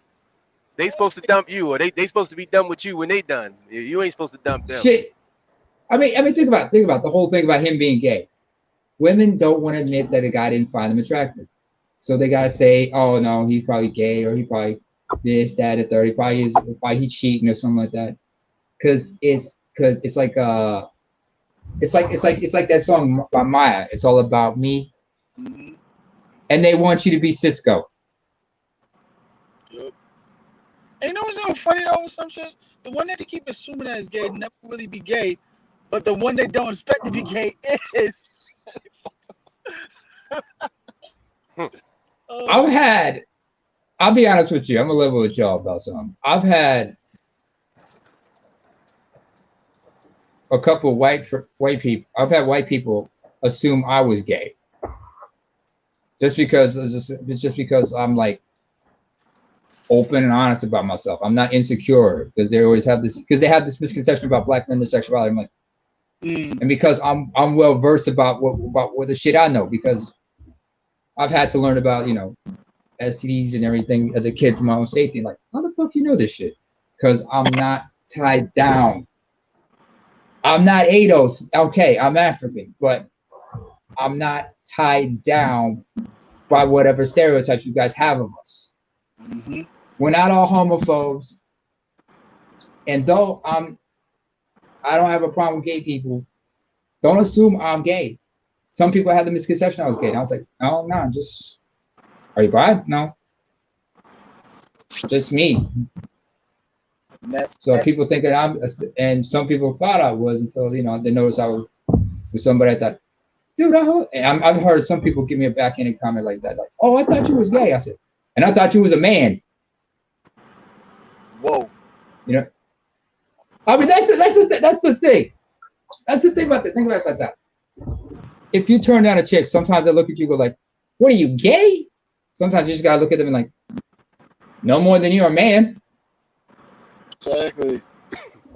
I mean, yeah, I'm just not feeling you. I got a vibe, so you're not the type I want to smash. There you go. Yeah. Tell them that, then they really want to get on you and shit like that. Like, shit. There was a time I had to turn down one chick, right? Twice. It wasn't because I wasn't feeling her. It was bad timing. Jeez. You know what I'm saying?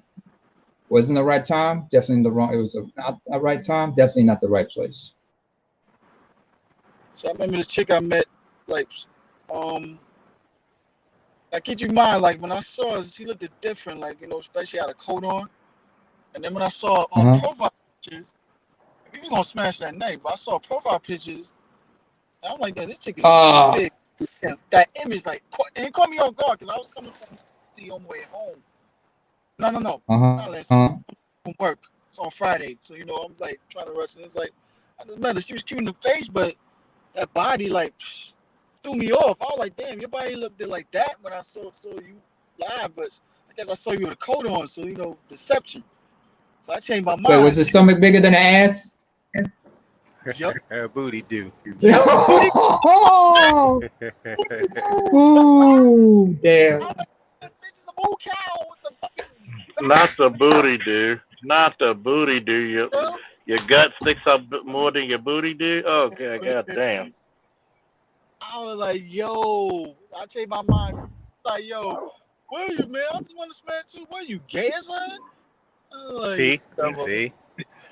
Because, like I said, somebody hitting it. Some men can't turn it down. So when you turn it down, oh, you gay, automatic.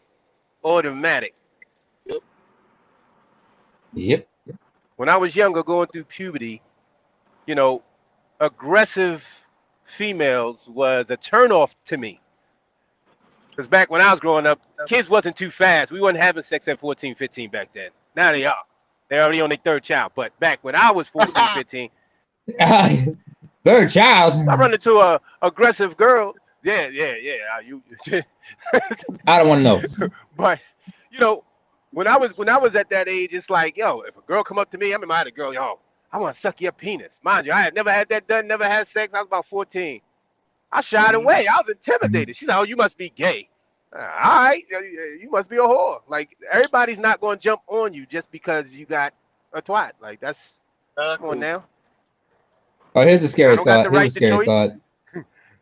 See? Here's a scary thought. How about some of them try to tease you with that shit? Like, say a chick's got braces and she looks at you and teases you by saying, you want some head? Just to punk you out. Shit. Just to punk you. Put your dick in the cheese grater. I had braces once and I looked at the chick and said, you want some head? Oh, wow. Because I wanted to see how the roles were, what happens if, you know, the roles were reversed. Mm-hmm. And you know, it's just that, you know, you understand how these things are, and you sometimes have to flip it. And when you try to flip the script on them, sometimes that's why they always quick to call you gay, call this person that. But you don't see that shit when it's a white person. I mean, I've seen girls that turn me down, get with a white dude. I'm like, oh, okay. I didn't get mad about it. I just realized, oh, so okay, that's what you're about. All All right. I kept it pushing. See, they're not taught to emasculate their men like in the black community. You know, we have an abundance of alpha males, so you got to chop them down some way. You gotta emasculate them in some way or another. I concur on that. White women emasculate their men also too. Not in Africa, you don't emasculate them. I mean, they'll talk shit, maybe to an extent, but the ones who be talking shit usually end up coming up short. Or if they're gonna be talking shit, they do that behind closed doors, not out in the open. They do that shit on the open now, man. Like I know. See, me live in New That's York. at this. That's that dysfunction. You say you live in New York? Yep. Oh Lord, I was born and raised there. It's the worst women. Jesus Christ. So yeah, living in the they all sound like us. B. Wait, which borough? Which borough? No, Mel. I know you to be BX, but T, which borough? The Bronx. Oh, y'all from the Bronx? I was raised in the Bronx. Yeah. Boogie down Bronx. Yes, sir. I would say like the only woman that like less that don't really emasculate their men. Me live in New York is the Arab. Oh, hell no. The only thing about New York chicks, all of them sound like they got bars.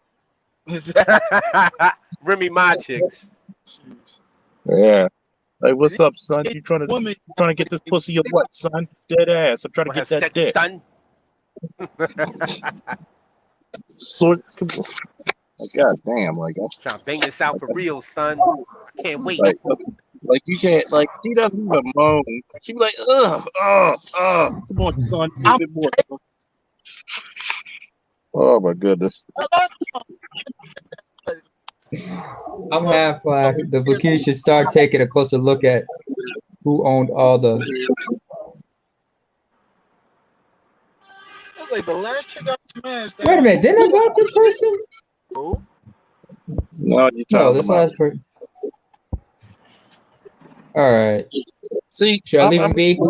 You know, it's funny about colorism. You know, F. Holiday, that every black male who practiced colorism learned it from their mother.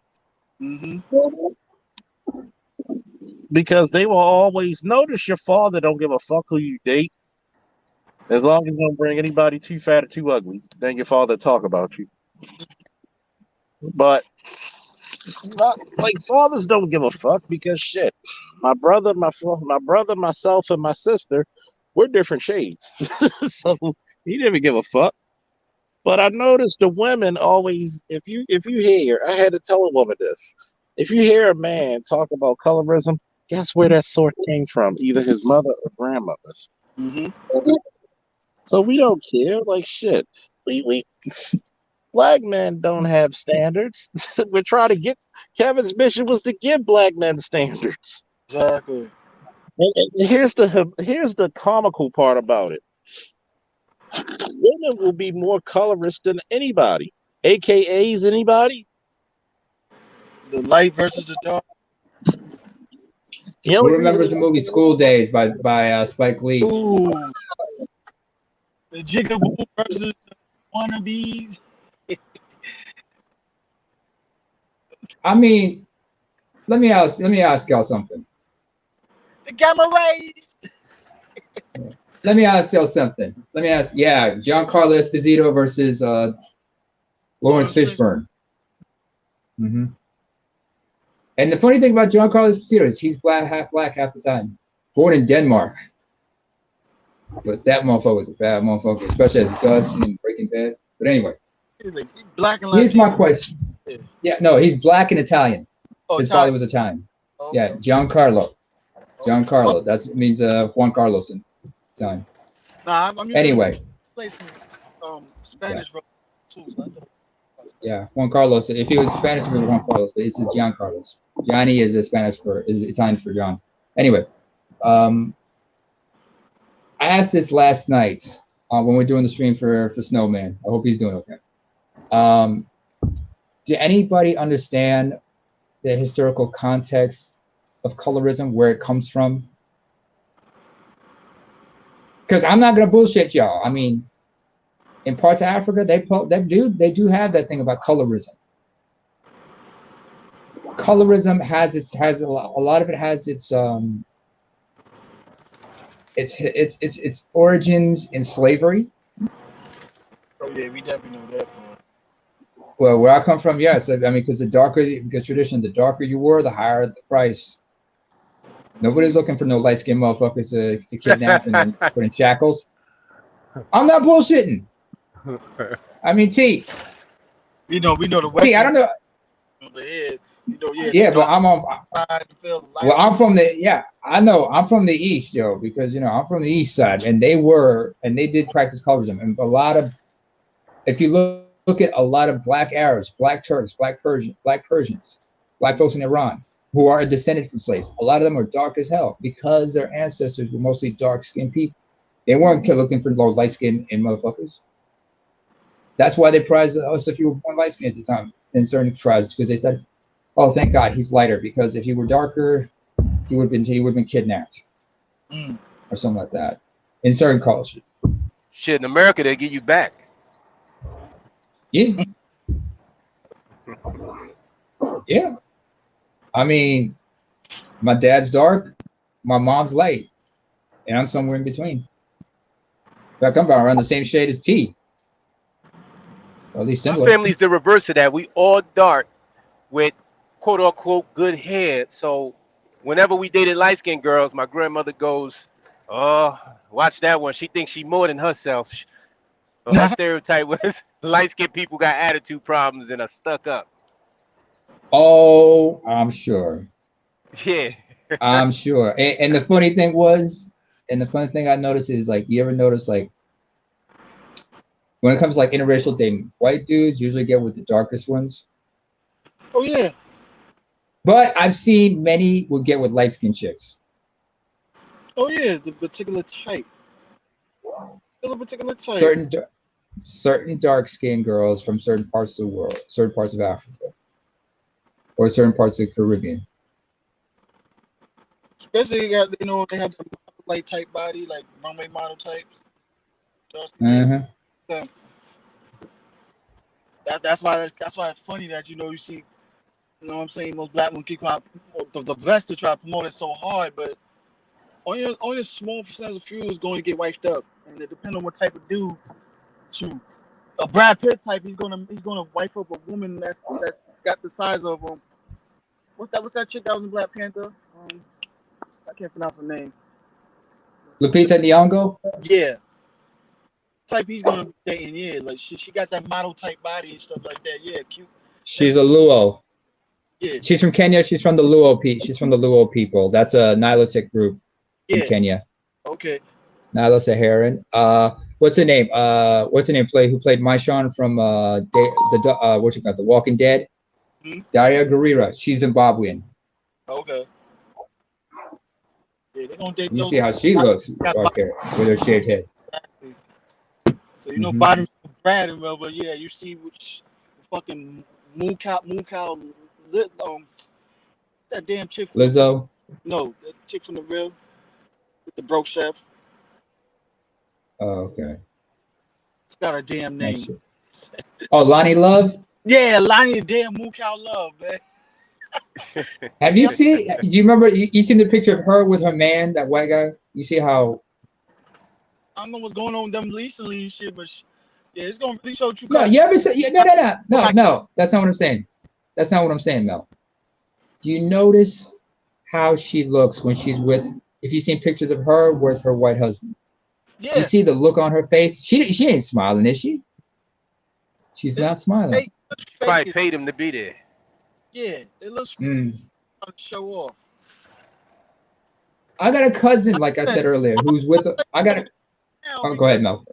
I don't think unless she's gonna last now because now that damn show got canceled, and he ain't really breaking the bread like that. It's just her. I got two cousins. I'm gonna be real with y'all. Both of them, one's light skinned, the other's dark skinned. Both of them are in relationships with white men. I see pictures of them on my Facebook and everything, and I see how happy they are. And I just said, hey, that's what you want. That's who you want. Big ups to you.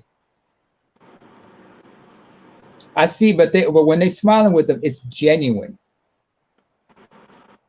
But it's not some colorism thing, further, as far as I know. It's just that's who they're attracted to. He happens to be white. They was just into the guy.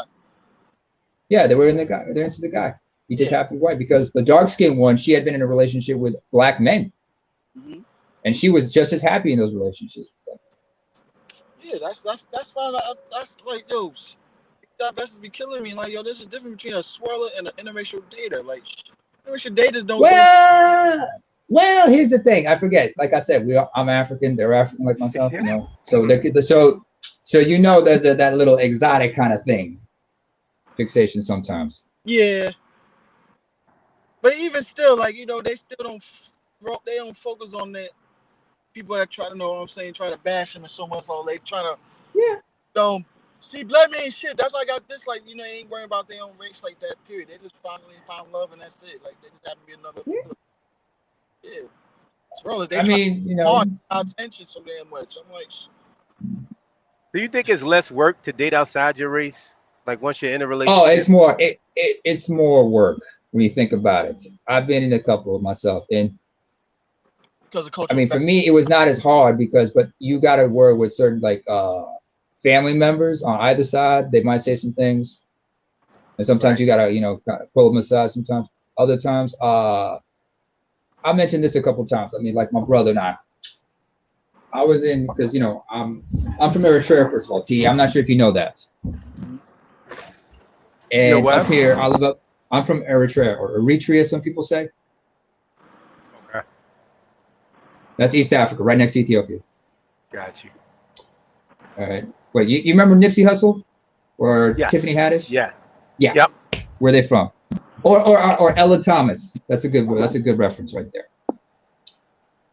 Now, here's my problem. Since I live up here in Scandinavia, the problem is a lot of people mistake us for other East Africans, especially Somalis. All right. So a couple times, like my younger brother, he was with this one woman he was with. She's Norwegian, and they were just chilling, right? And at a park, because she got a kid and everything, and he was just it's just nothing. But he noticed that on the other side of the playground there was the Somali couple with their kids, and they were just looking at him sideways, kind of giving him dirty looks, because they thought he was one of their own, but because they thought one of their own with a white woman, and they say that's an active betrayal. So he didn't do nothing disrespectful. He just went when he was within earshot of them, he just greeted them like Muslims, assalamu alaikum, alaikum salam. And they asked him, "You Somali?" He said, "No, I'm Eritrean." And when they realized what it was, he said, "Oh, my bad." And they backed off after that. But you got to be aware of those looks and shit, because they were like, "Yo, you look like one of us," and he's like, "Fam, we all look alike. We're all from the same region. We all mistake each other for one another." I get that all the time too. They think I'm Somali. For whatever reason. And I had one guy tell me, "I know my people when I see them." I said, "Oh shit, maybe I." That's why I know if I end up going to Minnesota, I'm gonna have a hard time there, because I'm gonna be mistaken shit for them. Because I'm here, they're gonna be looking at me like, "What at? I said, "How to do it? What?" As soon as I start speaking my mother tongue, they're like, "What?" I'll be whatever you want me to be if it's going to benefit me in some way. Shoot. See, you ain't shit, and God bless you for it. But yeah, I mean, just like I had that problem myself. I had a couple of white people look at me. I'm like, because I was with whoever I was with. And some people look at me, and I just looked at them. And as soon as I started speaking in like English with them, it disarmed them, and they thought, "Oh, I misjudged." But I've had that same problem within my own tribe. I mean, sometimes I'm talking to other people, and I see somebody at MonCon, and I just greet them. I say, "Hey, how you doing?" They're like, "Oh, my bad."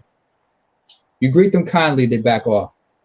That's all it is. It's called knifing them with respect, or kill them with kindness, so to speak. So yeah, so like yeah, it is harder sometimes. Later, Mel. The reason why I asked that question, do you think it's harder, is because every time I dated outside my race, usually a New Yorican or Dominican, it seemed like Oh, those women try a lot harder. So I guess it has to do with tradition and how they treat their men. They try a lot harder. But then when you jump back over to the black side, it's like, I ain't doing that. You know what I'm saying? There's certain things you're ah, not going to get out of your own. I'm not saying all black women. I'm just saying the typical uh-huh. one you might think of and pop up in your mind. Mm-hmm. Yeah, you Mm-hmm. ain't getting no home cooked meal. You better use the microwave, or little things, or like I said, the Hispanic women, they'll clean up until their hands hurt. You know what I'm saying? I'm not Shit. saying black women don't. I'm just saying Hispanic women do that shit like the morning ain't gonna come. Like, you gotta do it now. Like, I can't lay down until they gotta make the bed up just to lay in it, like crazy. So I just I figured, like, remember hmm my thing is like a little thing that you also are going to consider is like among Latinos, they have that colorism shit of their own. You know what I'm saying? oh yeah, oh yeah, They had that shit. So you got to work with that. You got to understand that shit. All right, my tribe, like I said, we had that colorism a bit, but there's a reason that we understand. Not that many people know the historical aspects of it. Dominicans, it's even worse with them with the colorism shit. But but the light skin is the I remember minority though. So it's like it's insignificant at the end of the day. that's the weird thing about Dominicans, isn't it? The light skinned ones. I I mean, mean, it wait, you a exists, baseball but fan when by you any go chance? over there, huh? Yeah. You Sammy Sosa? Like what happened to his Yep. face and shit? Yeah. I went Yeah. all light But skinned and see, shit because he got vitiligo. he he part of an elite, financially elite. So he probably figured, let me go Mm-hmm. do this, because I mean, you got other Caribbean islands that practice that stuff, but when you go to the island, the majority look like me. They, you know what I'm saying? They dark, and there's a lot of You beautiful seen women. Big I Pop? mean, you might. Hmm? Look at Big Poppy, David Ortiz. Oh, sorry, David Ortiz. Unapologetically negro. Yeah. Yeah. Yeah. That's what it said. But you know what's weird though? You ever been to like Central Mm-hmm. America area, Costa Rica? The I don't light think I skinned have. people, the Mm-hmm. lighter people think that the darker people are racist against them. That's weird. I never understood that. Yeah, I guess because they're not too much of a minority because they have a lot of range of colors there. But I remember talking to a female when I went to Costa Rica, and her sister tapped me like, "Oh, I don't want Wait, you San to." Jose? Yeah, yeah.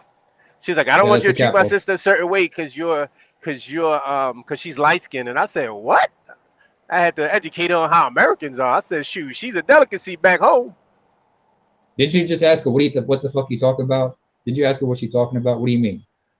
Yeah, I asked her what she was talking about, and that's when I realized that Mm-hmm. it's reversed over there. It's the dark skinned people that discriminate against the light skinned people. It's weird. What This is girl had that? blonde hair, blue eyes. I'm like, how the hell am I? Shoot. Listen, Shit. I never had one of these on my plate. I'll take it and put some mustard on it. Go easy on the mustard. They like that mayo. Oh, holy mayo. Nah, I'm cool. Oh wait, I forgot. I'm African, not y'all. But so it's a little different. But it is what it is. It's just like it's like everyone has that misconceptions. I mean, I got a sister from another mother. She's Eurasian. And we have these conversations about this shit all the time. She's happily married and everything. But we have these conversations about who gets fetishized worse. Because, when they look at her, all they see is the Asian side. You know what I'm saying? Right. Right. And even though she's half white, all they see is the Asian side. And she's like, yeah, I might be Asian, but motherfucker, I'm half white. I'm also Catholic. So don't make me go Hail Mary on your ass. I mean, she might be 5'2", but she ain't fucking around. She is a highly intelligent. She's highly intelligent for her size, and a Quiet, right? badass in her own right. Huh? That's how the short ones always are. I mean, she's I mean, even on the Asian shot, she's got a little bit white in her there. You know, she's not fully Asian. So. But even then, she's like, you know, she's just she is who she is. And she told me like she didn't experience racism until she came up here in Norway. I was like, oh wow. Because up here in Scandinavia is like there's been like a lot of white women complain because like a lot of your Scandinavian dudes get with Asian chicks, especially from Southeast Asia and such like that. So understanding about that shit, we all talk. So we have these conversations about these things about who gets fetishized worse, and it really helps me understand her perspective. She understands my perspective, and you know, she's a strong person that way. She's just been a very strong person. And you know, she's been like, you know, she's been my best. She's been a good younger sister, very supportive, especially when I've been through my shit. And her husband's a good dude, is a good guy too. Although I'm not allowed to mess with him. I got another question. This for you too, Charles. If he's back. How long do you think? Because I want to do a podcast, but we need to get Kevin Samuel's message and keep it on the mainstream. How long do you think it'll take before people get that through their heads? And then once they get that through their heads, I want my podcast to be about sister wives. See, Tanae's gone, right? She gone? Yeah. Because I believe that the women's need help in their daily duties.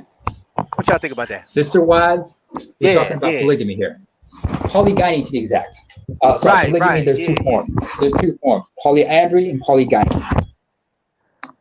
Yeah, I took anthropology in college. Polygamy means multiple marriages. Polygyny means multiple wives. Polyandry, multiple husbands. Now, in certain places, very rarely they practice polyandry, but the polygamy thing, but the polygyny thing, you got to understand, it's got to be embedded in a culture. And some women have to come to terms with the fact that they might have to share the same. Men have to be sharing the same. But then again, some chicks are fucking the same dude. Right. Like in our culture, a lot of the women are fucking the same dudes. They just don't know about it. So we need to bring it to the forefront so we can help these women out and we can all tell each other the truth. No, nobody agrees. All right. I mean, do you remember? I mean, there's a. I mean, if you look in like Islam, a man's allowed to have up to 4 wives, but in certain places it's not possible. And you know, there's a lot of that comes with a lot of but there's a lot of pros and cons to everything. Some people are monogamous by nature, others are not. So that I guess that depends on the person's, you know, on the person's mentality or their constitution. Oh, hang on a second before I continue. Guten Tag, Snake Man. Wie geht's? Good day to you, my guys. Good day to you, Charles. Hello. Snake Man. How are things in Germany? Studying, not funny. I understand. You know, at least things are like. At least you have some semblance of normalcy, unless the COVID protocols are still up. Keep 100. COVID didn't stop me. Wait. Hold on. Can you put up F Holidays thing? Somali love the shout out. Love the shit out of me, but the family, oof. Hold on, a Somali Ethiopian. That's a funny mix. Oh no. Actually, F Holiday. If you can be a little specific, fam, because when you say Somali, was she an ethnic Somali from Ethiopia? Because the eastern part of Ethiopia is home to ethnic Somalis. And then of course you got people, you know, on both sides who are dual citizens. I think it's go ahead, Snowman, as you were saying. Charles, we don't understand you. What's that? Okay, now it's better. No, I actually just came up because I finally have some spare time. And what is the topic? Well, the topic conversation. Oh, sorry. Originally was if Kevin Samuels were white, and how it would just change what's being said about him and what's perceived. And in By my who? humble, by Black America and the world at large, because if Kevin Samuels was white, not a lot of Black women would object to anything he said. If anything, and I think personally, in my heart of hearts, that they would actually make the improvements that Kevin talks about without anything else. But the problem is, if Kevin Samuels would be white, he wouldn't have 1/3 of the swag by default. Excuse me for a second. Sophie, don't tell me what the hell to do on my show. Get the hell out if you don't like it. Go ahead, sick man. I mean, if Kevin Samuels would be white, it could be that sisters would listen to him more, but the problem is that he wouldn't be Kevin Samuels no more. No. That is the problem. No. Because the swagger and everything that he has, you know what? We're not going to let him rest because he's already resting. We're keeping his memory alive. Yo, get that motherfucker the fuck out of my chat. What did he say?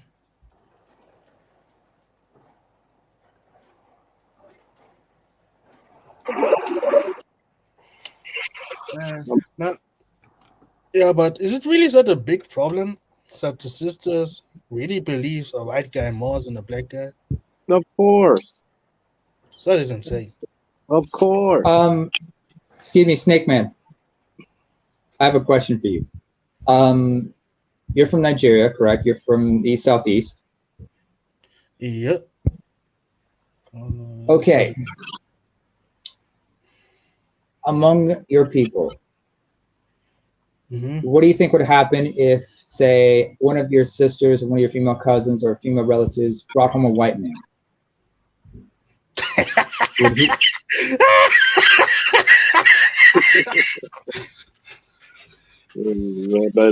You know what I'm talking. You know what I'm talking about. You know. You laugh because you know it's the truth. Because I'm gonna put it to you this way. Look at Bill Burr. Look at Bill Burr. He married a black woman and has 2 children with her. And Bill Burr doesn't really get the push that Kevin Samuels would he? No. Yeah. To answer your question, basically, if that would happen, we are not a poor family, so the rules are a little bit different. She would lose her status in the family. Basically, she would be punched down in the hierarchy. And, because she married a white man? Yeah.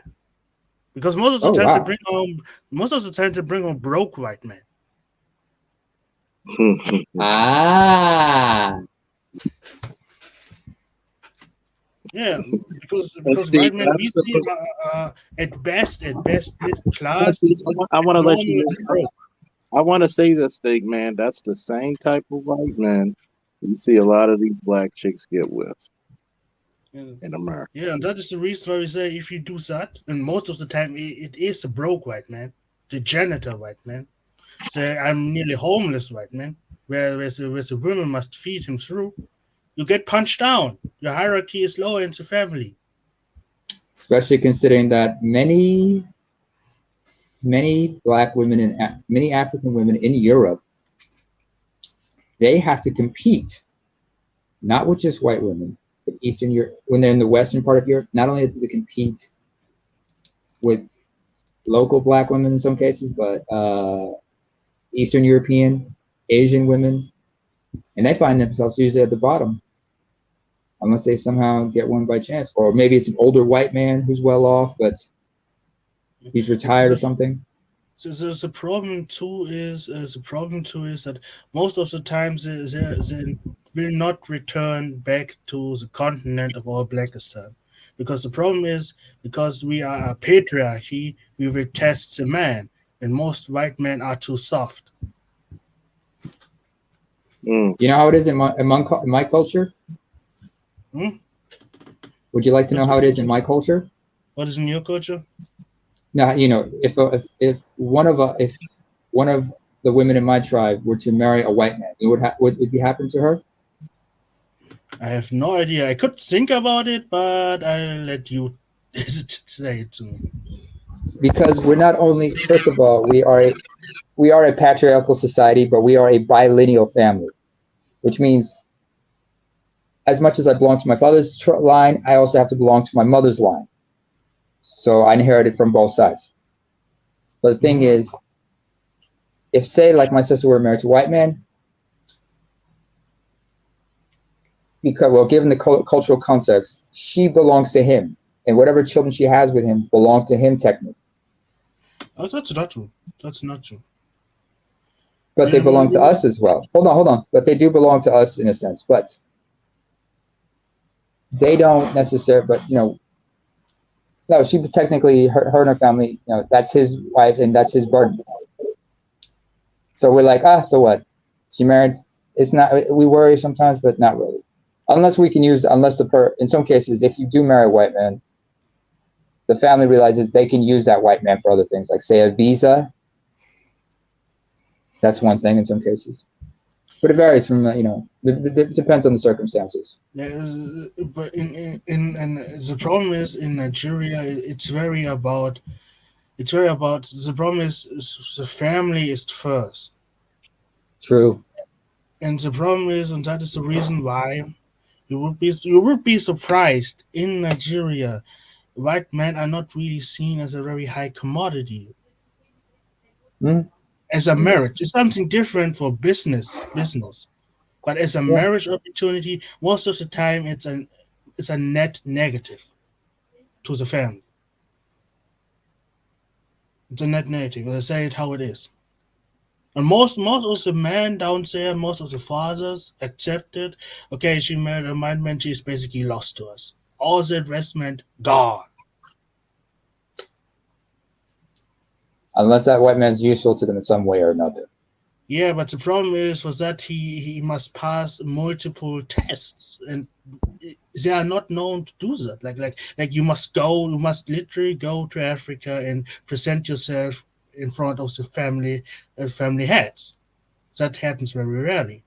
Then you must do the fucking, I call it the stupid dance. It's a mixture of prostrating yourself to show respect and payment to the family. That happens very, very rarely too. So, like I said, if we know, she married a white man, okay, it's already a net negative. It's not a benefit to the family. That is the reason why when sisters do that, just most of the time just stay in Europe. They don't come back. Ostracized completely. Yeah, I see. Because they know it's only a lot of headache and conflicts that will happen. I guess that's why you have so many biracials who cannot come back to their tribe that easily. And even when they do, it comes with a lot of risks, especially threats of being ostracized. So the problem with the biracial is that you are a stranger. I already told it on many other panels that just because you descend from our tribe doesn't make you automatically a part of our tribe. You must pass the test. Most biracials don't have the endurance for that. They weren't given the rite of passage. They weren't even taught how to be. They weren't allowed even to integrate to begin with and be taught how to be. Okay, that's understandable. That is the problem because you sometimes you see it in the videos when the cameras are on, we are smiling, but when the cameras off, we are like, okay, let's do the test. Let's do it. Oh, you failed. Okay, you are not part of the family. Go away. You're a stranger. You are a guest, but you are not part of the family. I guess. Okay. Yeah. See. That's why I asked because cultural context is important and everything. Because where I come from, they're more accepting of it, but however, they still have to prove themselves. They're more accepting, but they still have to prove themselves because they're just they belong to us just as much. But we say to listen, no, to them. It could be that perhaps some part of the family say, I don't care if the test is not, you didn't pass the test, I still treat you like family, but if things come down to it and family decisions are made, you are not allowed to be a part of the discussion. You're an You outsider. cannot have the right to inheritance and everything. Yeah, I understand. I understand completely. I see your point. I'm just explaining that from where I come from, it's a little bit different. But I see your points. But yeah. But it's but thank you for answering my question. I really appreciate it because this is an eye opener for me as well. Hold on, this is not no, because when I tell the stories, most of the time, many Americans are surprised. They think to myself, But I'm not an American. Yeah. But I am not an American. Are you from Africa? Yes, Eritrea. Eritrea. Ooh, how is We've met a few times, brother. Yeah, I know, but I saw Wolf. It's me, Wolf. Different name I use sometimes. I thought you were from Somalia. No, most people think I'm Somali sometimes by appearance sometimes because everybody gets mixed up. Most East Africans get mixed up. Sudanese, Somali, Eritrean, Ethiopian, we all get mixed up for one another. You understand who is what by what language we speak. I understand. No. Okay. Oh. But I see, but like I said, I appreciate you explaining your culture because sometimes I get intrigued and I do want to know. I want to make sure I know what is what. Yeah. What is the truth? Don't forget, it could be different in the north with the houses, like I said. Oh, absolutely. Just as it's probably completely different among the Yoruba and other tribes, or like the Fulani in some cases. It varies from tribe to tribe, culture to culture, region to region, ethnicity to ethnicity. That is completely normal. And you understand things from an anthropological, from both anthropology and sociology. Okay. Anybody got any last words? Because I'm about to shut things down. All right. Had fun, Charles. God bless you for not being shit. You're better than that. You are an ebony platinum, my brother. We're gonna keep it 100, my friend. There we go. Things like that are very rare, you know what I'm saying? You don't see things like that, Yo, I heard like the first half of this conversation, right? My whole thing is make these females work, man. You know what I'm saying? Like pressure metal, just like the metal that you described, had to go through harsh terrains and this to make it through Africa, from Africa to America. They had to go through fire, whatever the process was to make these precious rubies, and it's very rare. So that's why I treat these guys who built this space. They are very rare. They need to be cherished. The red carpet need to be rolled out for them. And my other point, before I pass the mic, because I could be long-winded. We got white women who treat guys like Ted Bundy, guys like Charles Manson better than the fucking black women treat us. Why these guys who commit heinous crimes still get love letters? You know what I mean? They get movies made of them, but these fucking scrags and these hyenas treated KS and Kobe Bryant like shit. You know what I mean? I was just on a previous panel and they talking about every fucking black woman deserve respect. Hell motherfucking no, y'all don't. The ones who put in blood, sweat, and tears deserve respect. Because ain't none of you motherfuckers was there in all the motherfucking battles that black men fought for. But every other race of women was right there by their motherfucking side. From the American Indians to the motherfucking the South going against the North. You know what I'm saying? In the Civil Wars and so forth being, man. Where the fuck you bitches at was? Where our fucking statues at? Where our fucking office at? Where the fuck our libraries at that you motherfuckers built to represent motherfucking us? Brick by brick, blood by motherfucking blood. Ain't no fucking blood when it comes to me and the motherfucking gods in this space. Yes, we are gods. We are a representation of fucking God. Know what I'm saying? I am what I am. Know what I'm saying? And I'm going to display that motherfucking on the 13th, this Friday, on Antique Platform, on Purge 3. And that's what I got to say in this motherfucker. And I'm done. Who's next?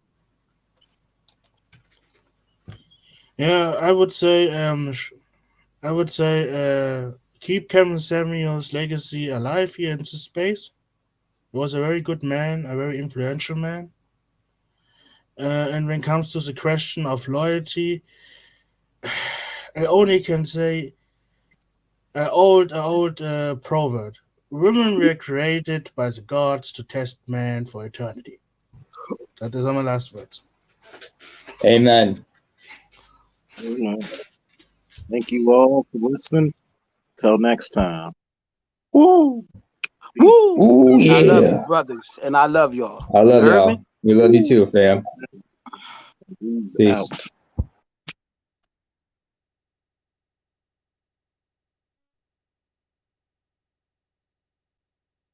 Woo!